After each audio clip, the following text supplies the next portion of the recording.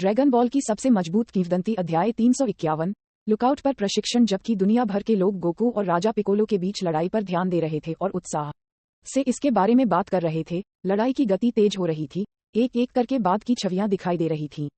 वहीं जीत का पैमाना धीरे धीरे गोकू की तरफ झुक रहा था। राजा पिकोलो शक्तिशाली था, पृथ्वी पर अधिकांश मार्शल कलाकारों की तुलना में मजबूत, हालांकि उसका शरीर बूढ़ा और सड़ रहा था।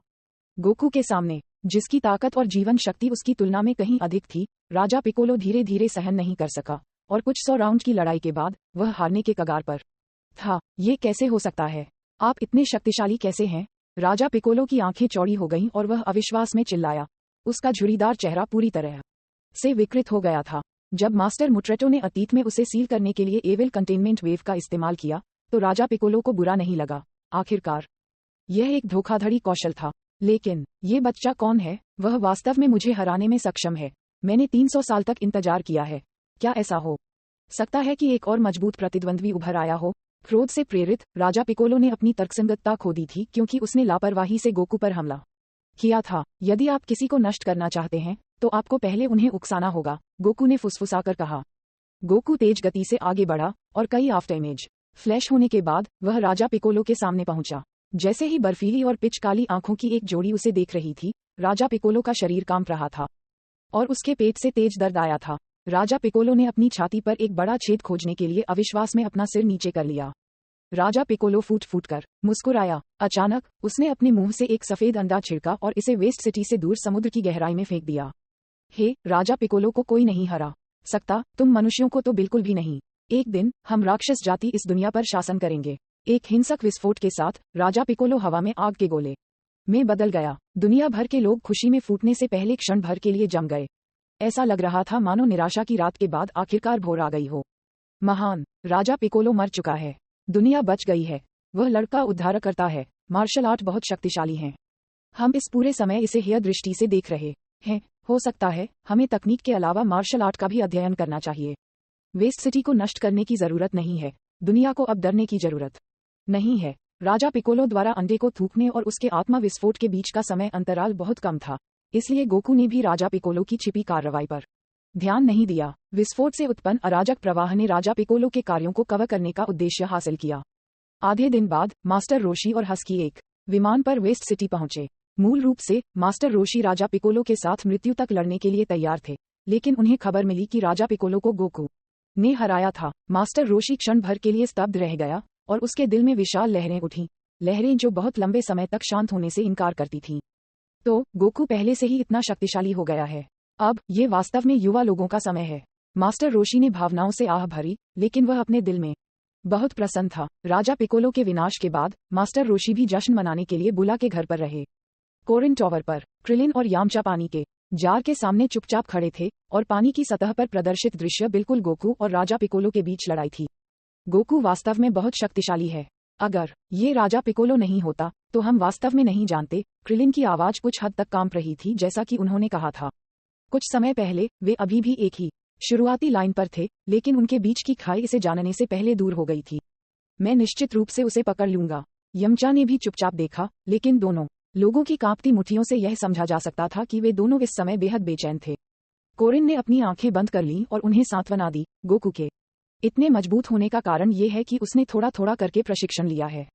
अगर आप दोनों गंभीरता से ट्रेनिंग करते हैं, तो आप उसके स्तर तक भी पहुंच सकते हैं। अपने सामने दो युवा मानव प्रतिभाओं को एक करारा झटका नहीं देने के लिए कोरिन ने उन्हें सूचित नहीं किया कि गोकू वास्तव में एक संयंत्र था। novelUSB.com हम अच्छी तरह से प्रशिक्षण लेंगे। हम अमर कोरिन से अनुरोध करते हैं कि वे हमें संकेत दें। थोड़े समय के लिए कम उत्साह में रहने के बाद क्रिलिन और यमचा जल्दी से लड़ने की भावना से भरे हो गए। उन्होंने अगले मार्शल आर्ट टूर्नामेंट में गोकू को पीछे छोड़ने की कसम खाई। कोरिन, जब तुम उन्हें प्रशिक्षण दे देते हो, तो उन्हें स्वर्गीय राज्य के लुकआउट में आने दो। श्री पोपो और मैं उन्हें व्यक्तिगत रूप से प्रशिक्षित करेंगे। कामी की आवाज कोरिन के कान में गूंज। कोरिन एक पल के लिए स्तब्ध रह गया और फिर उसने शांति से सिर हिलाया। ओह, वैसे चीची नाम की एक लड़की भी कोरिन टॉवर के पास आ रही है। उसे भी आने दो। वह लड़की स्मार्ट और बहुत शुद्ध है। उसे खेती की जा सकती है। ठीक है, मैं उन्हें ठीक से प्रशिक्षित करूंगा। कोरिन एक बेत की मदद से टॉवर के शीर्ष पर गार्डल के पास चला गया और एक शांत आचरण के साथ नीचे पतले बादलों को देखा। कोरिन भावनाओं में बहने से खुद को रोक नहीं पाए और कहा, ये युग वास्तव में प्रतिभाओं का जमावड़ा है। इतने सारे लोग सामने आए हैं जिन्हें कामी द्वारा उम्मीदवार के रूप में चुना जा सकता है। 1 महीने बाद वेस्ट सिटी का वसूली चरण पूरा हो गया था और राजा पिकोलो द्वारा दुनिया में शुरू की गई व्यापक दहशत धीरे धीरे गायब हो रही थी। इसके अलावा गोकू और राजा पिकोलो के बीच लड़ाई के बाद लोगों को धीरे धीरे मार्शल आर्ट के महत्व का एहसास हुआ। एक निश्चित स्तर तक मार्शल आर्ट में प्रशिक्षण के बाद न केवल लोग बंदूकों को सहन करने में सक्षम होंगे, बल्कि किंग पिकोलो की तरह वे एक हाथ के उदय और एक पैर की मुहर के साथ परमाणु बम जैसी भयावह शक्ति का उपयोग कर सकते हैं। मार्शल आर्ट को पृथ्वी पर बड़े पैमाने पर सीखना होगा। ये सेंट्रल सिटी के राजा द्वारा निर्धारित नवीनतम नीति थी। इस बीच मॉडल के रूप में गोकू के साथ एक उपन्यास चुपचाप जनता की दृष्टि में प्रवेश कर गया था। टाइट्स नामक लेखक हमेशा कथा के कार्यों के निर्माण में सबसे आगे था। उसने शानदार उत्तरी क्षेत्र की सभ्यता की एक कहानी और अपने पिछले काम में वहां रहने वाले विभिन्न अजीब एलियंस को चित्रित किया था, जिसमें बैटल आर्मर और बैटल पावर की विभिन्न नई और आकर्षक सेटिंग्स थीं। हालांकि उनका नया उपन्यास पृथ्वी पर आधारित था और इसने बैटल पावर सेटिंग को भी लागू किया। दोनों उपन्यास व्यवस्थित और अटूट रूप से जुड़े हुए थे। एक नज़र में लोग देख सकते थे कि नए उपन्यास की सेटिंग पूरी तरह से वास्तविक जीवन पर आधारित थी। कोरिन टॉवर और वर्ल्ड मार्शल आर्ट्स टूर्नामेंट की तरह इसमें ऐसे संकेत थे जिनका पालन किया जा सकता था, जो लोगों को ये सोचने के लिए मजबूर नहीं कर सकते थे, क्या पिछला उपन्यास भी वास्तविक जीवन पर आधारित है? फ्रीजा, सायंस, क्या वे वास्तव में मौजूद हैं? बेशक कोई भी वास्तव में विश्वास नहीं करता था कि ब्रह्मांड में ऐसे लोग थे, और यहाँ तक कि अगर वे अस्तित्व में थे तो एक चतुर मानव लेखक संभवतः उनके बारे में कैसे जान पाएगा। हालांकि उपन्यास ने कमोबेश सभी पाठकों के दिलों में एक छाप छोड़ी थी। टाइट्स के 2 उपन्यासों को हॉटकेक की तरह बेचने के साथ उनके काम ने हलचल मचा दी और ब्रह्मांड की विभिन्न सभ्यताओं की स्थापना पृथ्वी पर लोकप्रिय हो गई। एक दिन गोकू और बुला से पहले एक काला आदमी ऊनी कालीन पर पहुंचा। वह गोकू से बात करना चाहता था। क्या आप चाहते हैं कि मैं स्वर्गीय क्षेत्र के लुकआउट पर प्रशिक्षित करूं? गोकू ने खुद की ओर इशारा किया और अविश्वास में पूछा। श्री पोपो ने उदासीनता के साथ कहा, ये कामी का आदेश है। क्योंकि आपने राजा पिकोलो को हराया, कामी ने विशेष रूप से आपको उनके निर्देशों को स्वीकार करने के लिए लुकआउट में प्रवेश करने की अनुमति दी है। क्या कामी बहुत शक्तिशाली है? हाँ, कामी पृथ्वी पर सबसे शक्तिशाली प्राणी है। इसके अलावा केवल वे लोग जिन्होंने कोरिन की स्वीकृति प्राप्त की है कामी को देख सकते हैं। इस समय आपके कई साथी प्रशिक्षु क्रिलिन, यामचा और चीची लुकआउट पर कामी के पॉइंटर्स प्राप्त कर रहे हैं, जो अगले विश्व मार्शल आर्ट्स टूर्नामेंट की तैयारी कर रहे हैं। इसलिए वे भी तलाश में हैं। गोकू को बहुत दिलचस्पी थी और वह उत्सुक महसूस किए बिना नहीं रह सका। उसने मुड़कर बुल्मा की ओर देखा। बुल्मा का मुंह फड़कने लगा। वह जानती थी कि जब भी गोकू मार्शल आर्ट सीखने के बारे में सुनता है तो वह बाकी सब कुछ अनदेखा कर देगा। इसलिए उसने आह भरी और कहा, गोकू, अगर तुम चाहते हो तो जाओ। दुर्भाग्य से मैं लुकआउट में नहीं जा सकता, या मैं आपको देखने के लिए आता। गोकू हंसे, आगे बढ़े, बुल्मा के कंधे को थपथपाया और कहा, अगले मार्शल आर्ट टूर्नामेंट के दौरान आपको मेरे लिए खुश होना होगा। मुझे चैंपियनशिप जीतनी चाहिए। बुला ने उसे एक खाली रूप दिया और कहा, जब तक आप लॉन्च को हरा नहीं देते तब तक इंतजार करना होगा। इसके अलावा टिएन शिनहान भी है। उस समय फिर से उपविजेता मत बनो। मैं नहीं करूंगा। मैं इन 3 वर्षों में पूरी तरह से अच्छी तरह से प्रशिक्षित करूंगा। गोकू ने छाती पीटकर वादा किया। उसके बाद गोकू श्री पोपो के मैजिक कारपेट पर बैठ गया, बुला पर हाथ हिलाया और उसकी दृष्टि से गायब हो गया। बुला ने थोड़ी देर के लिए अंतरिक्ष में चुपचाप देखा, हंसा और अपने घर में वापस चला गया। ड्रैगन बॉल की सबसे मजबूत किंवदंती अध्याय 352। विनाश के ग्रह के भगवान को छोड़ना। विनाश के देवता के ग्रह। आसपास का वातावरण चमकदार सफेद वज्र से घिरा हुआ था और एक समचतुर्भुज के आकार का ग्रह, जो अनादि काल से अपरिवर्तित था, दिव्य दुनिया के केंद्र में एक विशाल काय की तरह खड़ा था, जिसमें 1 दर्जन से अधिक सितारे एक निश्चित प्रक्षेपवक्र के साथ परिक्रमा कर रहे थे। एक विशाल प्राचीन पेड़ के नीचे कुंडलित और घुमावदार जड़ें ग्रह के तल पर गहराई से फैली हुई थीं, और प्रत्येक जड़ एक पहाड़ी जितनी चौड़ी थी। फिलहाल एक विशाल और हरे भरे घास के मैदान पर 3 सुनहरी रोशनी चमक रही थी और विस हल्के से हवा में तैर रहा था। 3 लोगों द्वारा शुरू किए गए हमलों का सामना करते हुए विस ने शांति से एक एक करके हमलों का सामना किया और फिर उन मुक्कों को बाहर फेंक दिया जो पंख की तरह हल्के थे। मुट्ठी की हवा ने भयंकर कंपन पैदा किया। अचानक जिया और अन्य लोगों ने महसूस किया कि उनके शरीर पर दबाव तेजी से बढ़ गया है और फिर उन्हें अनियंत्रित रूप से पीछे की ओर उड़ते हुए भेजा गया। धमाका! वे तीनों जमीन पर गिर गए और उनकी सुपर सैया स्थिति रद्द कर दी गई। विस इत्मीनान से एक राजदंड पकड़े हुए चला गया। उसकी बैंगनी आंखें एक मुस्कुराती हुई अभिव्यक्ति को प्रकट करते हुए कहती हैं, बहुत अच्छा, अब आपने मूल रूप से क्षेत्र के महत्व को समझ लिया है। आप जानते हैं, एक वास्तविक उच्च स्तरीय भगवान को किसी के शरीर के अंदर आभा को पूरी तरह से नियंत्रित करने में सक्षम होना चाहिए। पृथ्वी पर आभा को महसूस करने की मार्शल आर्ट बहुत उत्तम है, लेकिन यह अच्छा नहीं होगा यदि आप इस पर बहुत अधिक निर्भर हो जाएं। ब्रह्मांड 7 में आभा संवेदन क्षमता सफल हो सकती है, लेकिन ब्रह्मांड में आपसे अधिक प्रतिभाशाली लोग हैं। ब्रह्मांड में कई जादुई जातियां हैं जो आभा के साथ पैदा नहीं हुई हैं। यदि आप एक लड़ाई के दौरान आभा को महसूस करने पर बहुत अधिक भरोसा करते हैं, तो यदि आप ऐसे लोगों का सामना करते हैं तो आपको नुकसान होगा। जिया ने गंभीरता से सिर हिलाया और विस के शब्दों पर विचार किया। दरअसल ब्रह्मांड में सभी उच्च स्तरीय देवता विनाश के देवता की तरह अपनी आभा को रोक सकते हैं। अगर वह हमला करने जा रहा था तो दूसरों को उसकी आभा का एहसास नहीं होगा, उससे लड़ना तो दूर की बात है। नॉवल यूएसबी कॉम देवत्व संयमित है, यह एक तरह का क्षेत्र था। इन क्षेत्रों को समझने के बाद शरीर के भीतर ऊर्जा और चेतना अधिक पूरी तरह से गठबंधन कर सकती है। जिस तरह गोहन की क्षमता को पुराने सर्वोच्च काय द्वारा अनलॉक किए जाने पर गोहन ने जो राज्य हासिल किया था वह रहस्यमय राज्य एक क्षेत्र था। यद्यपि यह एक देवता का आयाम नहीं था, फिर भी उसने अभी अभी परमेश्वर के क्षेत्र में कदम रखा था। परमेश्वर के राज्य की तुलना में एक सुपर सैयान का परिवर्तन अंतहीन रूप से ऊर्जा जारी करने जैसा था। बेशक सुपर सैया मोड के भी अपने फायदे थे। यह एक कमजोर युद्ध शक्ति के साथ सैयन को परिवर्तन के माध्यम से 50 गुना या यहाँ तक कि 100 गुना ताकत प्राप्त करने में सक्षम बना सकता है। हालांकि ये ताकत अस्थायी थी और वास्तव में सैयन से संबंधित नहीं थी। एक सुपर सैयान का विस्फोट संक्षिप्त था।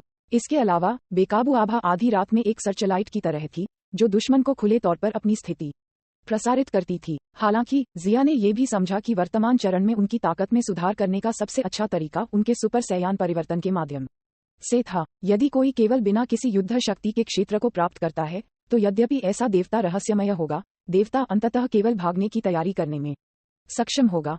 यदि जिया सुपर सैयान स्तर को सीमा तक विकसित कर सकता है और फिर इस ताकत को अपनी सामान्य राज्य युद्ध शक्ति में एकीकृत कर सकता है, तो यह गोहन की रहस्यमय स्थिति के समान होगा। उस समय जिया पौराणिक भगवान क्षेत्र को तोड़ने और एक वास्तविक शक्तिशाली भगवान बनने की कोशिश करेगा, और न केवल सिर्फ क्षेत्र को प्राप्त करेगा। विनाश और बुद्धि के परमेश्वर, ठीक इसी तरह के परमेश्वर। मास्टर विस, ब्रह्मांड में कितनी जातियों में आभा नहीं है? शिलीग ने उत्सुकता से पूछा। विस ने हंसते हुए कहा, बहुत से नहीं, ऐसे लोग ब्रह्मांड 7 में बहुत कम हैं, लेकिन अन्य ब्रह्मांडों में ऐसा जरूरी नहीं है। आपको पता होना चाहिए कि प्रत्येक ब्रह्मांड एक अलग दिशा में विकसित हो रहा है।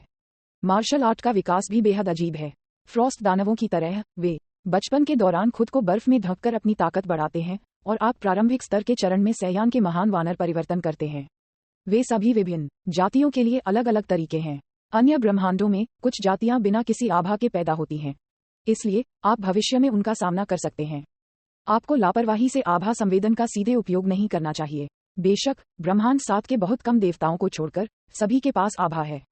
विस ने जिया को चेतावनी दी और फिर वह भोजन तैयार करने के लिए भाग गया। थोड़ी देर बाद भूरे रंग के धुएं का एक झोंका उठा और विस ने सामग्री तैयार की और सीखना शुरू कर दिया कि उत्तम व्यंजन कैसे बनाएं। ग्रह होंगशान के अद्भुत भोजन का स्वाद लेने के बाद से विस ने ग्रह होंगशान से लौटने के बाद खाना बनाना सीखना शुरू कर दिया। वह ग्रह होंगशान से बर्तन और सामग्री लाया। इसके अलावा एक स्वर्गदूत के रूप में विस के पास व्यावहारिक रूप से अपने हाथों पर लगभग असीमित समय था, इसलिए जब वह मुक्त था तो वह विनाश के देवता के ग्रह पर स्वादिष्ट भोजन पका सकता था। जैसे ही भोजन की खुशबू हवा के साथ बिखर गई, उसने मसाला छिड़का और एक साधारण पकवान पूरा हुआ। विस ने गर्व के साथ अपनी उत्कृष्ट कृति को देखा और खाना शुरू कर दिया। ओह, सौभाग्य से बीरस समा अभी भी सो रहा है, अन्यथा ये भोजन निश्चित रूप से उसके द्वारा छीन लिया जाएगा। जिया, शिलिंग और मायज हल्के से हंसे। वे पहले से ही इस प्रकार के दृश्य को कई बार देख चुके थे और अब आश्चर्यचकित नहीं थे। अपना भोजन समाप्त करने के बाद विस ने चिल्लाया और सुरुचिपूर्ण ढंग से कहा, जिया, चलो अपना प्रशिक्षण यहीं रोक दें। मार्शल आर्ट की राह कभी तेज तो कभी इत्मीनान से होती है। यदि आप आंख मूंदकर सफलताओं की तलाश करते हैं तो आपको कर्म बाधा का सामना करना पड़ सकता है। सही समय पर आराम करना भी महत्वपूर्ण है। जिया के सुनने के बाद उसने गहराई से सोचा और विस के दृष्टिकोण से सहमत होते हुए सिर हिलाया। आखिरकार किसी की ताकत शरीर की तरह बढ़ी। यदि कोई सावधान नहीं था तो अत्यधिक प्रशिक्षण न केवल फायदेमंद नहीं होगा, बल्कि यह शरीर को दबाव में गिरने का कारण भी होगा। जिया ने यह भी महसूस किया कि उन्हें कभी कभी आराम करने की आवश्यकता होगी। इसके अलावा वह, शिलिंग और मायस अब स्वर्ग और पृथ्वी को नष्ट करने के लिए पर्याप्त शक्तिशाली थे। हालांकि ताकत की खोज के प्रति जिया की इच्छा अभी भी मजबूत थी, लेकिन उनके पास तात्कालिकता की भावना नहीं थी। जब उन्होंने पहली बार ड्रैगन बॉल वर्ल्ड में प्रवेश किया था, महान ताओ अमूर्त है, इसलिए मुझे बहुत कठोर होने की जरूरत नहीं है। इसके बाद मुझे कदम दर कदम प्रगति करनी चाहिए और धीरे धीरे अपनी वर्तमान ताकत को समझना चाहिए, जिया ने सोचा। ये देखकर कि जिया ने उसके शब्दों को सुना था, विस ने संतुष्टि से सिर हिलाया और उस समय को याद करने से खुद को रोक नहीं सका जब उसने प्राचीन काल में बीरस को वापस प्रशिक्षित किया था। उस समय यदि बीरस सामा ने उसकी बात सुनी होती तो उसे विनाश का देवता बनने में 10,000 साल नहीं लगते। अचानक विस हंसे और कहा, लेकिन विनाश के देवता का कर्तव्य विनाश का प्रभारी होना है। यदि कोई अच्छे स्वभाव का व्यक्ति होता तो उस व्यक्ति के पास ग्रहों को नष्ट करने का दिल कैसे होता? ये केवल कहा जा सकता है कि प्रत्येक व्यक्ति की अपनी जिम्मेदारियां और अलग अलग व्यक्तित्व थे। विनाश के विभिन्न देवताओं के कर्तव्य लगभग हमेशा क्रूर थे, इसलिए उम्मीदवार को एक ठंडा और निर्दयी चरित्र होना था। तो फिर हम जा रहे हैं, विस। जिया ने विस को अलविदा कहने के लिए अपना हाथ हिलाया। मुझे तुम्हें दूर भेजने की जरूरत नहीं है, जिया ने अपने सिर की ओर इशारा करते हुए कहा। मेरे मस्तिष्क में ब्रह्मांड 7 के सभी ग्रहों का नक्शा है, इसलिए मुझे स्वाभाविक रूप से पता है कि विनाश के देवता के ग्रह को कैसे छोड़ना है। जैसा कि वह एक बार यहाँ आया था, जिया स्वाभाविक रूप से जानता था कि कैसे जाना है। विस ने थोड़ी देर के लिए खाली देखा और फिर वह हंसे और कहा, मैं भूल गया कि आप एक स्पेस टाइम कंट्रोलर हैं। ठीक है, आप खुद से जा सकते हैं। जब आप बाद में आना चाहते हैं तो पहले मुझसे संपर्क करना। याद रखें, कभी कभी मैं विनाश के देवता के ग्रह पर नहीं हो सकता हूँ, और यह भी आ सकता है कि जब बीरस सामा सो रहा हो। विस ने बार बार उसे चेतावनी दी। यदि विनाश के देवता बीरस को पता चला कि विस बेतरतीब ढंग से लोगों को अपने ग्रह में लाया तो वह निश्चित रूप से नाराज होगा। ठीक है, जिया ने हल्के से सिर हिलाया, अपनी बाहों को शिलिंग और मायस की पतली कमर के चारों ओर लपेट दिया। एक उज्ज्वल चमक के साथ उन तीनों ने विनाश के देवता के ग्रह को छोड़ दिया। विस मुस्कुराया क्योंकि उसने उस जगह को देखा जहां वे तीनों गायब हो गए थे और अपना सिर हिलाया। फिर उन्होंने स्टोव शुरू करते हुए एक धुन बजाई और अपने पाक कौशल का अभ्यास किया। ड्रैगन बॉल की सबसे मजबूत किंवदंती अध्याय 353। सैया जो बाहर रह रहा था, विशाल और तारों वाले आसमान में सितारे चमकदार चमक के साथ टिमटिमा रहे थे और रेशम के रिबन की तरह चमकदार चमक आकाशगंगा के दक्षिण छोर से उत्तरी छोर तक फैली हुई थी। उत्तरी क्षेत्र में एक भटकता हुआ ग्रह जो चमकदार सितारों से बहुत दूर अंधेरे में छिपा हुआ था, धीरे धीरे परिक्रमा कर रहा था। इस ग्रह पर बहुत ठंड थी और वायुमंडल में ऑक्सीजन नहीं थी, क्योंकि सभी ऑक्सीजन जमीन पर बहने वाले हल्के नीले तरल में बदल गई थी।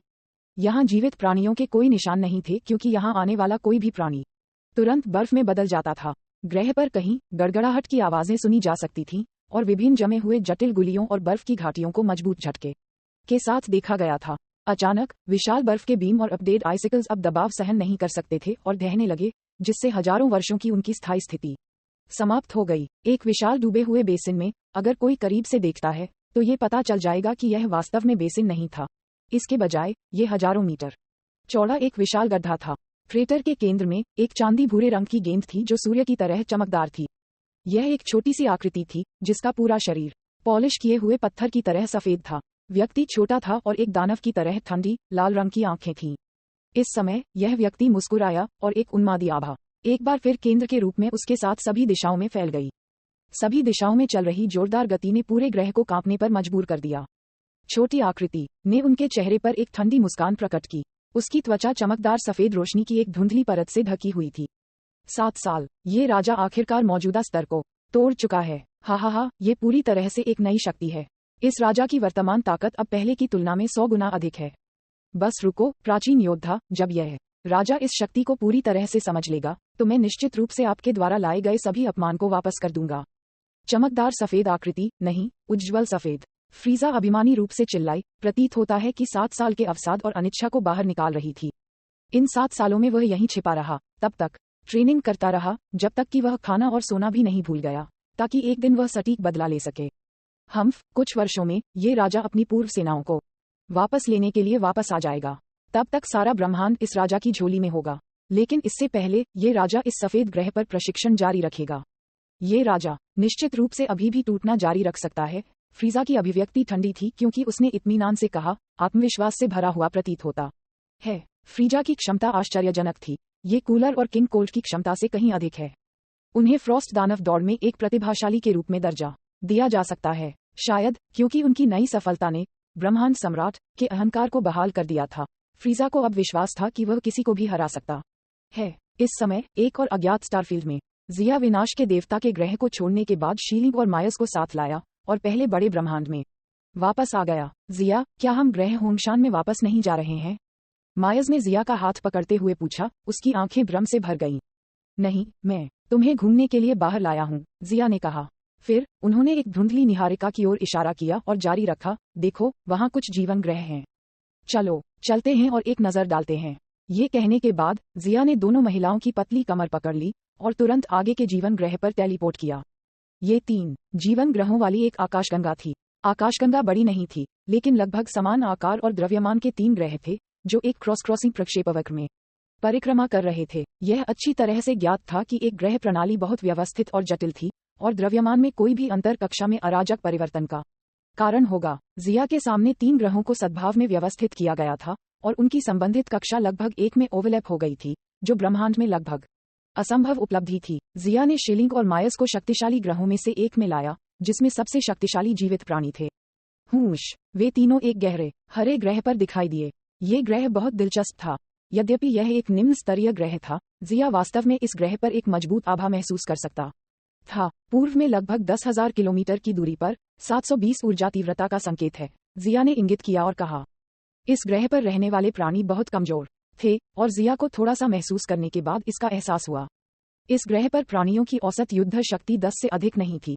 ठीक है, ये 3 और 4 के बीच लगभग उतार चढ़ाव था। इस तरह की कम युद्ध शक्ति पृथ्वी पर पाए जाने वाले लोगों से भी कम थी। कम से कम दर्जनों या 100 से अधिक में युद्ध शक्ति वाले विशेषज्ञ कभी कभी पृथ्वी पर दिखाई दे सकते हैं।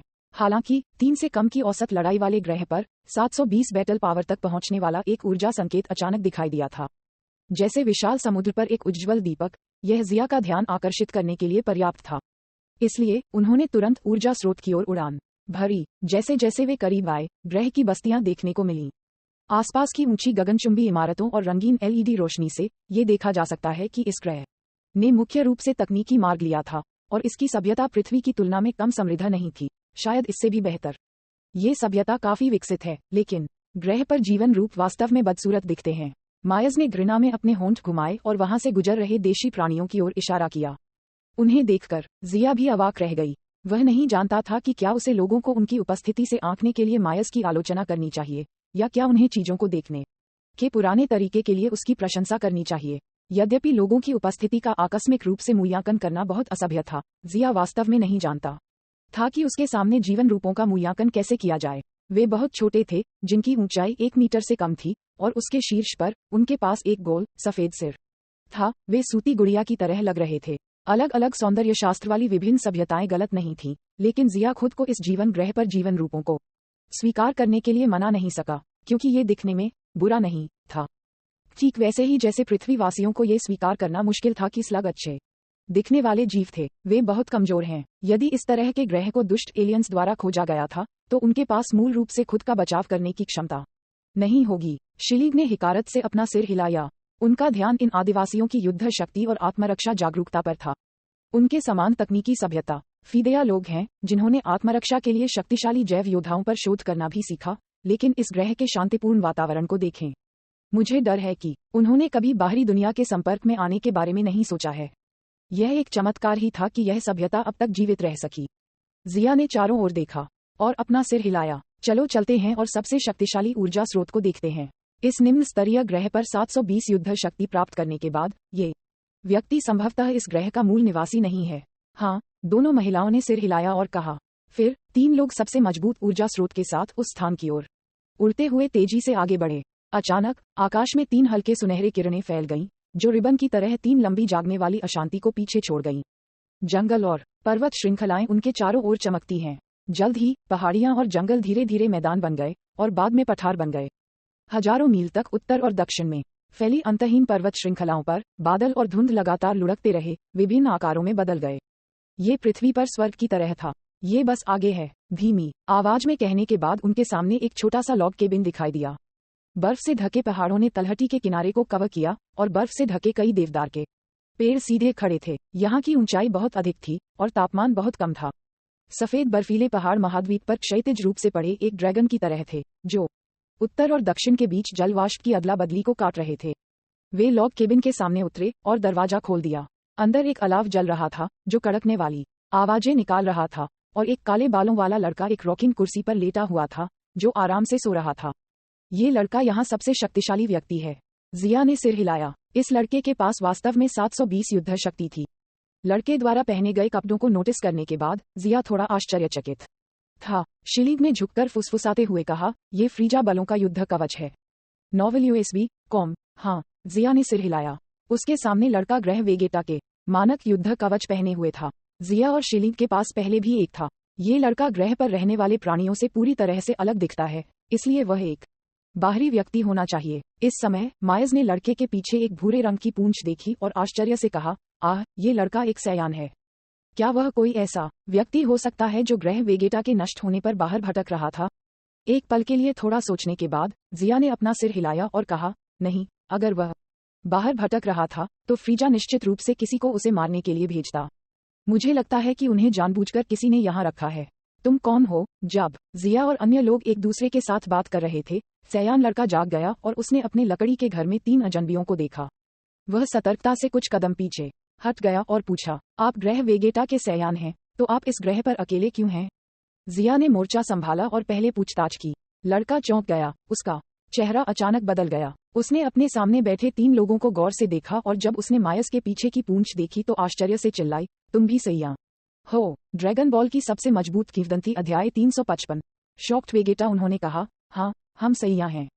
मुझे यहाँ किसी कॉमरेड से मिलने की उम्मीद नहीं थी। जिया ने गहरी दिलचस्पी के साथ युवक को देखा क्योंकि उसने कहा, वह लगभग 16 या 17 साल का है, लेकिन उसके पास केवल 720 की युद्ध शक्ति है। उसी उम्र के सैयन के बीच वह बहुत मजबूत नहीं है। ऐसा लगता है कि प्लेनेट वेगेटा के समय में उनके पास ज्यादा लड़ने की प्रतिभा नहीं थी। आपका नाम क्या है और आप इस ग्रह पर क्यों हैं? जिया आगे बढ़ा और उत्सुकता से पूछा। लड़के ने जवाब दिया, मेरा नाम टार्बल है। मुझे इस ग्रह पर आए हुए 16 साल हो गए हैं। टार्बल। जिया ने नाम का उच्चारण किया और इसे कुछ हद तक परिचित महसूस किया। क्या आप जानते हैं कि ग्रह वेगेटा नष्ट हो गया है? टार्बल ने निराशा से सिर हिलाया और उदास स्वर में कहा, मेरे बड़े भाई ने मुझे पहले ही सूचित कर दिया है। मुझे उम्मीद नहीं थी कि शक्तिशाली और समृद्ध ग्रह वेगेटा एक उल्कापिंड द्वारा नष्ट हो जाएगा। उल्कापिंड द्वारा नष्ट? जिया ने व्यंग्य किया और अभिव्यक्ति में कोई बदलाव किए बिना पूछा, आपने अभी कहा था कि आपका एक बड़ा भाई भी है ना? हाँ, मेरे भाई का नाम वेगेटा है, टार्बल ने ईमानदारी से कहा। वह नहीं जानता था कि किसी के खिलाफ सावधान रहने का क्या मतलब है। शायद क्योंकि वे सभी सैया थे, इसलिए उन्होंने उनके खिलाफ थोड़ा सा भी सतर्क रहने की आवश्यकता नहीं देखी। क्या वेगेटा तुम्हारा भाई है? शिलीग और मायस, जो दोनों जिया के ठीक बगल में थे, अचानक चिल्लाए। मायस की आंखें कुछ बार मुड़ी और फिर वह टार्बल के पास चली गई और उसका निरीक्षण किया। वह पूरी तरह से यह नहीं बता सकती थी कि वह वेगेटा का छोटा भाई था। तुम मुझे इस तरह क्यों देख रहे हो? टार्बल पीछे हट गया और पूछा, तो तुम राजा वेगेटा के सबसे छोटे पुत्र हो? जिया की अभिव्यक्ति बदल गई। ऐसा लगता है कि उसने टार्बल की पहचान का अनुमान लगाया था। टार्बल, छोटा भाई जो लड़ने में बहुत अच्छा नहीं था, राजा वेगेटा ने उसे एक दूरस्थ ग्रह पर भेजा जब वह छोटा था। क्या यह वही है? टार्बल ने कहा, हाँ, मुझे मेरे जन्म के तुरंत बाद मेरे पिता ने भेज दिया था क्योंकि मैं सैया की लड़ने की शैली के अनुकूल नहीं हो सकता था। मेरा भाई हर कुछ सालों में एक बार मुझसे मिलने आता है। वास्तव में ये बहुत दुर्लभ है कि निम्न स्तरीय योद्धाओं में से किसी के पास आपके जैसी युद्ध शक्ति होगी। राजा वेगेटा भी इसके लिए शर्मिंदा था। एक साधारण निम्न स्तरीय योद्धा के पास वयस्कता में लगभग 1000 युद्ध शक्ति हो सकती है। 720 बैटल पावर के साथ टार्बल के पास काक्रोट की तुलना में केवल थोड़ी अधिक प्रतिभा थी। राजा वेगेटा के पुत्र के रूप में यह एक अपमान था। टार्बल शर्मिंदा था, उसका चेहरा शर्मिंदगी से शर्मा रहा था। वह खंडन नहीं कर सकता था, इसलिए वह केवल अपना सिर नीचे कर सकता था। एक सयान के रूप में उनकी लड़ने की प्रतिभा बहुत खराब थी। इसके बाद जिया ने टार्बल के साथ कुछ अन्य चीजों के बारे में चर्चा की। जिया को पता चला कि वे वर्तमान में प्लेनेट डेग्सा नामक एक ग्रह पर थे और यह उत्तरी क्षेत्र के डेलिया आकाशगंगा में 3 जीवन ग्रहों में से एक था। टार्बल 16 साल से यहाँ रह रहा था और वेगेटा आमतौर पर 2 से 3 साल में एक बार उससे मिलने आता है। ठीक है, मेरा भाई कुछ दिनों में आ जाएगा। अगर वह आपको और आपके साथियों को देखता है तो वह निश्चित रूप से बहुत खुश होगा। टार्बल ने अचानक उन्हें वेगेटा की खबर के बारे में सूचित किया। जिया ने अपना सिर हिलाया।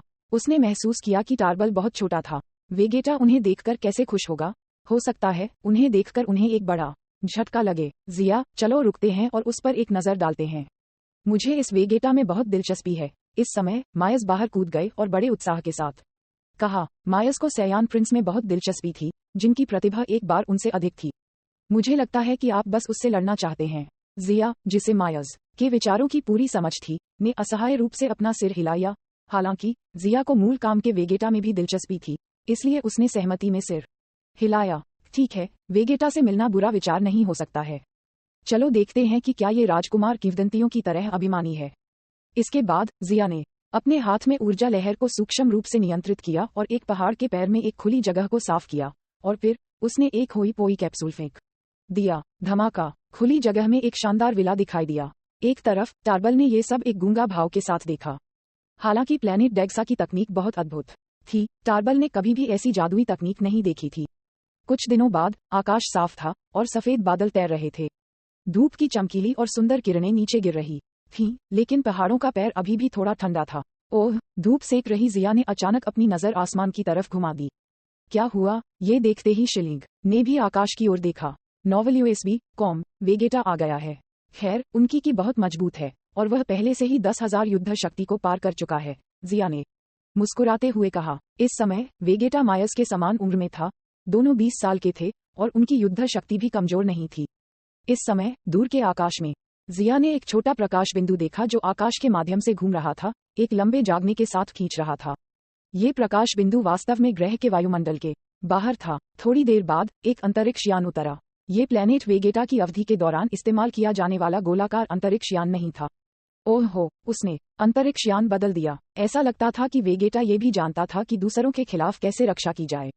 यही कारण है कि जब वह टार्बल को देखने के लिए आता है तो वह गोलाकार अंतरिक्ष यान का उपयोग नहीं करता है जिसे वह आमतौर पर मिशन के लिए उपयोग करता है।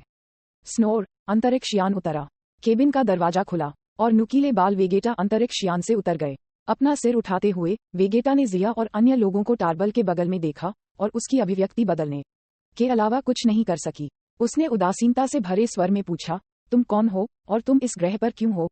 ओह, आप प्रिंस वेगेटा हैं। आपकी युद्ध शक्ति केवल 10,000 है। ये कुछ भी उल्लेखनीय नहीं है। मायस ने अपने होंठ घुमाए और कहा। जैसा कि अपेक्षित था, लोगों को ख्याति से जानना उतना अच्छा नहीं था जितना कि उनसे आमने सामने मिलना। मायस ने वेगेटा की वर्तमान छोटी बैटल पावर को अवमानना में रखा। उसने कहा, निश्चित रूप से मैं भयानक हूँ।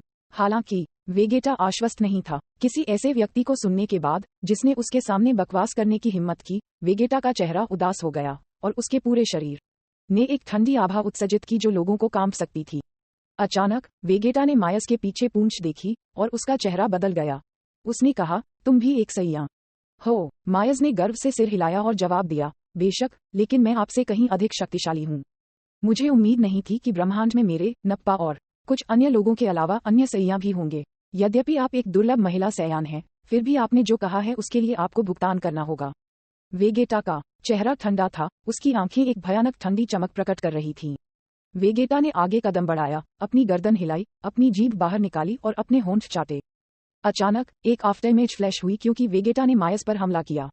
वाह, तुम मेरे खिलाफ बल प्रयोग करना चाहते हो? मायस चिल्लाया। उसकी अंधेरी आंखों की जोड़ी चारों ओर देख रही थी और अचानक एक नर्म और निष्पक्ष मुट्ठी फैली हुई थी। धमाका! मुट्ठी वेगेटा के चेहरे पर चौकोर उतर गई। मुट्ठी के केंद्र से एक विशाल बल प्रसारित किया गया था, जिससे वेगेटा को इससे आने वाले असहनीय दर्द का एहसास हुआ। उसका शरीर अनियंत्रित होकर उड़ गया और जमीन पर दुर्घटनाग्रस्त हो गया, जिससे एक गहरी गली बन गई। क्या? वेगेटा चौंक गया। फिर उसने अचानक अपनी आंखों के सामने एक धुंधलापन महसूस किया और एक बड़ा हुआ मुस्कुराता हुआ चेहरा फिर से उसके सामने दिखाई दिया। धमाका! वेगेटा को एक बार फिर उड़ान भरने के लिए भेजा गया था। वह बहुत तेज है, मैं उसके हमले को स्पष्ट रूप से नहीं देख सकता। वह क्या नरक है? वेगेटा की एक गंभीर अभिव्यक्ति थी। सैयों के बीच ऐसा कोई विशेषज्ञ है? वेगेटा को इस पर बिल्कुल विश्वास नहीं था। अपनी वर्तमान ताकत के साथ वेगेटा पहले से ही अपने पिता राजा वेगेटा से बहुत कम नहीं था, इसलिए उसे इतनी आसानी से कैसे हराया जा सकता था? मैं जवाबी कार्रवाई करने के लिए पूरी तरह से शक्तिहीन हूँ। वेगेटा का चेहरा उदास था। उनके पूरे शरीर से ठंडी की ने अपने युद्ध कवच पर ठंड की एक बेहद पतली परत को संघनित कर दिया था। इस समय भले ही वह अपनी प्रतिभा के बारे में घमंडी था, उसके पास ये स्वीकार करने के अलावा कोई विकल्प नहीं था कि वह इन 3 लोगों के माध्यम से बिल्कुल भी नहीं देख सकता था। ड्रैगन बॉल की सबसे मजबूत किंवदंती अध्याय 355। शॉक्ड वेगेटा बगल में खड़े टार्बल ने ये सब एक गूंगा भाव से देखा। वह अपने भाई के व्यक्तित्व को बहुत अच्छी तरह से जानता था। इस प्रकार जब उसने मायस को वेगेटा से अशिष्टता से बात करते हुए देखा, तो वह जानता था कि उसका भाई नाराज हो जाएगा, और बाद में जो हुआ उसने उसके फैसले की पुष्टि की। जैसा कि भविष्यवाणी की गई थी, वेगेटा ने एक लड़ाई शुरू की, लेकिन टार्बल को उम्मीद नहीं थी कि उसके भाई सयान प्रिंस वेगेटा को मायस द्वारा एक मुक्के के साथ उड़ान भरते हुए भेजा जाएगा। टार्बल को ऐसा लगा जैसे उसे अपने चेहरे पर मारा गया हो। भाई मिस मायस, कृपया लड़ो मत, टार्बल ने प्रतिक्रिया व्यक्त की और जल्दी से उत्सुकता से चिल्लाया। हालांकि क्या मायस आसानी से इस एकतरफा पिटाई को रोक देंगे? जहां तक कमजोर पार्टी वेगेटा की बात है, तो उनके अहंकारी स्वभाव ने भी उन्हें आसानी से हार न मानने के लिए प्रेरित किया। उन्हें बार बार उड़ान भरते हुए भेजा जाता था और हर बार वह फिर से उड़ान भरने के लिए लगातार आगे बढ़ते थे। श्री जिया, टार्बल के पास जिया से मदद मांगने के अलावा कोई विकल्प नहीं था। जिया ने सिर हिलाया और कहा, मायस परेशानी मत करो। मायस हंसे, जिया के पक्ष में वापस चले गए और कहा, मैं सिर्फ उसे सबक सिखा रहा था। किसने उसे मुझसे ऊंची प्रतिभा के साथ पैदा होने के लिए कहा? तो क्या मुझे भी तुम्हें पीटना चाहिए? जिया ने इसे कुछ हद तक हास्यास्पद महसूस किया। क्या ऐसा हो सकता है कि सिर्फ इसलिए कि वेगेटा मायस की तुलना में अधिक प्रतिभाशाली था, उसे सबक सिखाने की अनुमति दी गई थी? मायस से उच्च प्रतिभा के साथ इस दुनिया में कई नहीं थे, तो क्या वह उनमें से प्रत्येक को सबक सिखाएगी? मायस ने असंतोष में कहा, आप ... क्या आपने पहले से ही मुझे थप्पड़ नहीं मारा था जब हम प्लेनेट वेगेटा पर थे? क्या आपको अभी भी याद है? जिया ने मायस के साथ मजाक किया क्योंकि उन्होंने पहली बार विनाश के देवता बीरस का सामना किया था। इसके बाद जिया ने बेरहमी से मायस को थप्पड़ मारा, एक दृश्य बनाया जिसे मायस ने अपने दिल में पूरी तरह से याद किया। जैसे ही वे बात कर रहे थे और हंस रहे थे, वेगेटा ने मायस का नाम सुना और अचानक परिचितता की भावना महसूस की। मुझे लगता है कि मैंने ये नाम सुना है, मायस कहीं। शायद वह प्लेनेट वेगेटा पर बहुत प्रसिद्ध थी। वेगेटा ने भौहें सिकोड़ी और बुदबुदाया। वह जिया और अन्य लोगों से घोर उपेक्षा पर गुस्सा महसूस करता था, लेकिन उसने जल्दबाजी में काम नहीं किया। लंबे समय तक विभिन्न दुश्मनों के खिलाफ लड़ने से प्राप्त अनुभव और प्रवृत्ति ने उन्हें प्रेरित किया कि अजनबी बेहद शक्तिशाली थे। अगर वह एक इंच भी आगे बढ़ते हैं तो ये बहुत बुरे परिणाम लाएगा। इस तरह की भावना ने उसे बहुत उदास महसूस किया, क्योंकि भयानक फ्रीजा के तहत भी उन्होंने अभी भी एक सयान राजकुमार के गौरव को बनाए रखा। यद्यपि फ्रीजा के अधीनस्थ उसे तिरस्कार करते थे, सतह के नीचे किसी ने भी उसके अस्तित्व की उपेक्षा करने की हिम्मत नहीं की। वेगेटा ने फ्रीजा के अधीनस्थों की छोटी चालों को भी सहन किया, और उन्होंने ऐसा इसलिए नहीं किया क्योंकि वे उससे अधिक मजबूत थे। ये केवल फ्रीजा खुद था और कई कोर सदस्य जिन्होंने वेगेटा को चुपचाप सहन किया। अन्य तथाकथित सक्षम लोगों के लिए वेगेटा उन्हें सीधे चुनौती देने के लिए पूरी तरह से योग्य था। हालांकि इन सैयों के सामने उनकी अवहेलना की गई थी। यह उल्लेख नहीं है कि उनके पास सयान राजकुमार की पहचान थी। उनकी युद्ध शक्ति भी राजा वेगेटा की तुलना में कमजोर नहीं थी, और उन्हें ये भी सिखाया गया था कि ऐसी चीज को बर्दाश्त न करें। हालांकि तीनों सैया बहुत शक्तिशाली थे, इसलिए वेगेटा ने अपनी मुट्ठी भींच ली और इसे सहन किया। टार्बल, इन लोगों की पहचान क्या है? वेगेटा चला गया और अपने भाई से पूछा। टार्बल ने स्पष्ट रूप से उत्तर दिया, वे भी वेगेटा ग्रह के सयान हैं। बेवकूफ, क्या वेगेटा ग्रह के सयान इतने शक्तिशाली थे? वेगेटा ने उसे डांटा। वेगेटा की 10,000 की युद्ध शक्ति को पहले से ही ग्रह वेगेटा के युग के दौरान उच्चतम स्तर माना जा सकता है, लेकिन ये तीन सैया अभी भी उसे आकस्मिक रूप से हरा सकते हैं। शायद केवल योद्धा गिन्यू, जो बहुत पहले मर गया था, उनके लिए एक मैच होगा। ऐसे विशेषज्ञों के प्रति वेगेटा सतर्क रहे, भले ही दूसरी पार्टी भी सैया थी। मायस के साथ संक्षेप में बात करने के बाद जिया ने वेगेटा पर नजर डाली और अपनी आंखें थोड़ी संकुचित कर लीं। एक भयानक स्थिति में यह व्यक्ति मूल काम से ठंडा और अभिमानी प्रिंस वेगेटा है। उनका हेयर स्टाइल विरासत में मिला है और राजा वेगेटा के समान है, लेकिन दुर्भाग्य से उनकी वर्तमान युद्ध शक्ति अभी भी कमजोर है। वेगेटा, जिया ने मुस्कुराते हुए वेगेटा को पुकारा। तुम कौन हो? वेगेटा ग्रह के सैयों में आपके जैसा कोई शक्तिशाली योद्धा नहीं था। वेगेटा का शरीर तनावग्रस्त था और उसे नहीं पता था कि उसका शरीर थोड़ा कांप रहा था। बेशक यह एक दुर्जेय दुश्मन का सामना करते समय महसूस किए गए प्राकृतिक दमन का परिणाम था। वेगेटा को ऐसी भावना बहुत पसंद नहीं थी। मैं अभी भी आपको अपनी पहचान के बारे में नहीं बता सकता। मैं आपको सिर्फ ये सूचित करना चाहता हूँ कि आपकी वर्तमान ताकत संतोषजनक नहीं है। एक सयान की रक्त रेखा इतनी सरल नहीं है। इस प्रकार मुझे उम्मीद है कि आप तथाकथित अव्यक्त प्रतिभा से अंधे नहीं होंगे। तुम्हारा क्या मतलब है? जिया ने वेगेटा को जवाब नहीं दिया। इसके बजाय उन्होंने जारी रखा, आपको नप्पा और रेडिट्स के साथ मिशन करना जारी रखना चाहिए और अच्छी तरह से प्रशिक्षित करना चाहिए। जल्द या बाद में आप समझेंगे कि मैं किस बारे में बात कर रहा हूँ। उद्धरण चिन्ह ... उद्धरण चिन्ह। वेगेटा का चेहरा ठंडा था क्योंकि उसने अपनी भौहें उठाई थीं। उसे ऐसे गूढ़ शब्द पसंद नहीं थे। अगर वह जिया से कमजोर नहीं होता तो वह बिना हार माने हमला करता। अंत में मैं अभी भी पर्याप्त शक्तिशाली नहीं हूँ।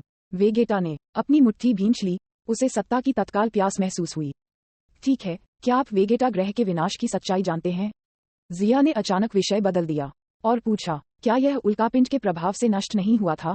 वेगेटा ने भौहें से कोड़ी। हिकारत से सिर हिलाते हुए जिया ने ठंडे स्वर में कहा, इतना छोटा उल्कापिंड वेगेटा ग्रह को कैसे नष्ट कर सकता है? क्या इस पर रहने वाले सैयां बेकार थे?